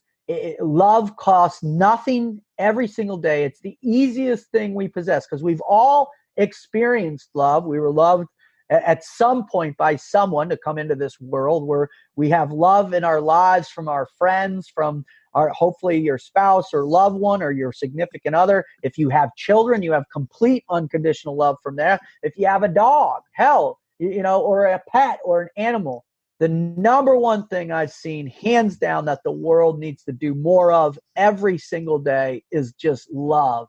Just allow yourself to let everything fade away and just to love someone else. And what you get in return is the most powerful driver for success, for confidence, for fear, for purpose in life. It is absolutely the most important thing that we can do is love. Dr. Amy Bender, the sleep expert on what it takes to become a better human. Well, I would say, as I mentioned before, and I am the sleep expert and I am biased here, but really trying to prioritize that sleep, really trying to prioritize between 7 and 8 hours of sleep per night is going to be your way to unlock your fullest potential. And if you get less, try to make up for it across the week. So I think sleep impacts so much of our lives, so much of our health. It impacts, being able to be patient with our children. So if we don't get good sleep, we're going to be more impatient. We may be more apt to yell. If we don't get good sleep, it may impact our decision making, and we may take riskier decisions. So really, I think if you want to unlock your fullest potential, trying to really aim for that 7 to 8 hours of sleep per night, and then try and also get good quality sleep by having that bedtime routine, by putting away those electronic devices, by getting that exercise, by getting that light early in the morning, are ways that we can become a better human. Nutrition expert Aglaé Jacobs on what it takes to become a better human. I think it's self-awareness. It's just because sometimes all of these thoughts we have in our head, we can get so caught up in our thoughts and those stories that we tell ourselves and our assumptions and what we think any kind of thing that is happening to us mean, or what we think what other people say to us mean. But just becoming more aware of that, having that self-awareness to be willing to look at that with curiosity, like, oh, okay, is it really the truth? What I'm thinking here, because sometimes we think that our thoughts are 100% true, but it's not the case. So being willing to look at our thoughts, be curious with them, and not take them for truth or as fact. And also making the distinction between the thoughts and ourselves, because our thoughts are not us. And creating more space between our thoughts and who we truly are in our core. I think that it allows us to better see the connection between the way we think, the way we feel, and the way we behave, and the actions and decisions we take in our life, and the life that we have as a result. So self-awareness would be my best advice that I wish everybody would both cultivate and develop a bit more. Here's Dan Party with his best advice. I think teaching others. So what we do with Human OS, with our courses, and by the way, like I come back to Human OS because so much of my thinking about life is sort of filtered into this application. But I'll give you a very quick preamble. So this is all based off of a behavioral model that I developed, and the model is called the loop model to sustain health behaviors. And the idea is that in order for people to adopt and sustain something long term, they should know why they're doing it, how to do it, if they're doing it, and if it's working. And those are independently beneficial to summate to this sort of synergy that leads to long-term internalization of identity and behavior modification, if you will. So if you think about that first part, why? Well, I have a saying, with information, we have fresh, familiar, and fluent. And fresh is what we love. It's novelty seeking. It's the stuff that came out today. It's Twitter. It's all the new. But we end up living in the familiar, which is, yeah, I've heard that before, but I really can't tell you about it. And what we try to do is promote fluency. And that fluency means that you can sit down with a friend and you can have a conversation about this subject with them, so you know enough to talk about it. And I think that, this best advice for becoming a better human is sort of kind of goes back to a quote that I put into my thesis from Mark Andreessen, which probably isn't his, but I heard it from him, which is have strong opinions held loosely. And what that means is that you take the time to formulate an understanding that you can articulate on a subject, but then you're not wedded to that idea. So you hold that idea loosely. It's open to modification and upgrading as you learn new things. But at least in that moment, you have an ability to say, this is what I think about this. And I think that has such transferability, the transferability of that idea goes through everything in our lives. It's almost like slow learning. Go a little bit slower so that you can learn better. And, I think the accumulation of crystallized knowledge is one of the most satisfying things about living life, right? To build all this depth of understanding of how the world works, and whether you want to go very, very deep or have breadth in other areas. To me, all of life happens through the brain. So all the adjustments that we do to our body, et cetera, they're all happening in our brain, that it dictates what we do. And so I'd say be able to teach somebody on things that you're interested in, and then that'll become a learning skill that you can keep with you. Here's Morgan Gillis with her best advice on becoming a better human. Action. I would definitely say the best advice I can give for anyone for becoming a better human is just take action. No matter what you want to start, no matter what you want to do, don't overthink it, just go do it, right? And this kind of blends well with that question, what would your chapter be? In the book, my chapter would be about your thoughts and your beliefs and your mindset, and how the power of your thoughts are how your thoughts are so powerful, right? But the other piece to that equation is action. You have to act on that stuff.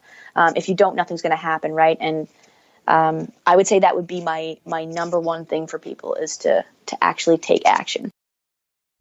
Here's Tim Grahl with his best advice on becoming a better human. So my wife and I were talking yesterday, and she's in training to be a therapist, and both of us have been in therapy off and on for a long time. And we've been married over 16 years, and I would say in general our marriage has gotten better and better. I have a 13-year-old and 10-year-old. And a lot of times, we get asked like, well, how do you be a better parent, or how do you make your marriage better? Or do you have any tips on like parenting or like a good book to read? And I feel like the only thing you can do is become a better version of yourself. And what I found is like, the more I try to be a better parent or be a better husband or be a better business person, the more like I feel like I'm just white knuckling it, and it usually doesn't have the results I want. Where the more that I focus on just becoming the best version of me that I possibly can and not worrying about other people, the better husband I become, the better father I become, the better friend I become, like the better at everything I become. So for me, the best advice for becoming a better human is to just become a better version of yourself. And again, I'm talking internally, believing the truth about yourself, understanding why you do the things that you do, paying attention to your thoughts and emotions, and scrutinizing where they come from and why you believe the things that you believe, and not worrying so much about the people around you is how you actually get to take care of them the best way. So that's my advice. Joseph Hawthorne on what it takes to become a better human being. Best advice for becoming a better human is to share what you learn. We all have so many powerful insights. We can see things in different ways. As a very avid reader, and I'm sure you can attest to this, there's not much that's new. It may be a formulation that seems new, but there's nothing new, and that's okay. It's just that it needs to be presented to the right person at the right time when they need to hear it from who they need to hear it from. And I don't want any of us to ever hide from our zone of genius. And we've all got legacies to leave, and things that can drastically transform someone's life just by them hearing and relating. So I think to become the best versions of ourselves, we just need to constantly share what we know, teach. So podcasts like this and all, and books and everything is such an amazing gift. This is Dr. Matt Jordan on becoming a better human. Best advice for becoming another human, it's to stay in a growth mindset, and to take some time in this day and age to turn your phone off, turn your computer off, disconnect from the virtual world, and take some time for reflection, and take some time to and that can be either just taking it passively and just using the time to think, or it could be something active like actually writing. But I strongly think that time for reflection and maintaining that sort of mindset towards growth and seeing that as a lifelong process is the best thing we can all do, to just move forward and to see the next day as a potentially better day than the day we have today. Here's Brad Stolberg, author of The Passion, Paradox, and Peak Performance, on what it takes to become a better human being. Be vulnerable. If you catch yourself acting or feeling like you're performing or holding back, really question that assumption that that's the best thing to do. Surround yourself wisely. So I just think that the value of community is so important. Not just virtual community, but real, like in-person community. Humans are a social species, and I think that we're at a moment right now where lots of people feel like they're more connected than ever, but they don't necessarily feel like they're part of a tight-knit local community. So investing in local community is also really important. And then the third thing I'd say is just be compassionate towards yourself. Like, it's hard to be a human. Change is hard. Improvement is hard. I probably shoot 60% on the things that I write about. So by no means am I perfect. I don't think anyone is. And if you fail in these efforts to get better, the less that you judge yourself, the better off you'll be. So I guess to sum it up, it would be community, self-compassion, and vulnerability. This is my wife, Emily Moon, with her best advice on becoming a better human. Again, I think this is a pretty simple answer for me, and I would just say, do the hard thing. Do the thing that you don't want to do. Obviously, give yourself some grace and do the best you can, but just do it. Get it done.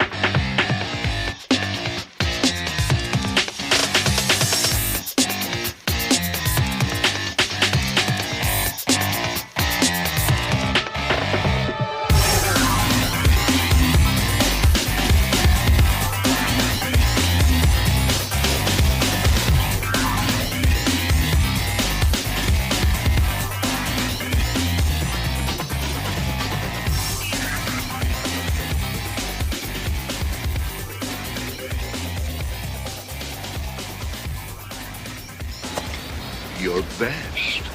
Losers always whine about their best.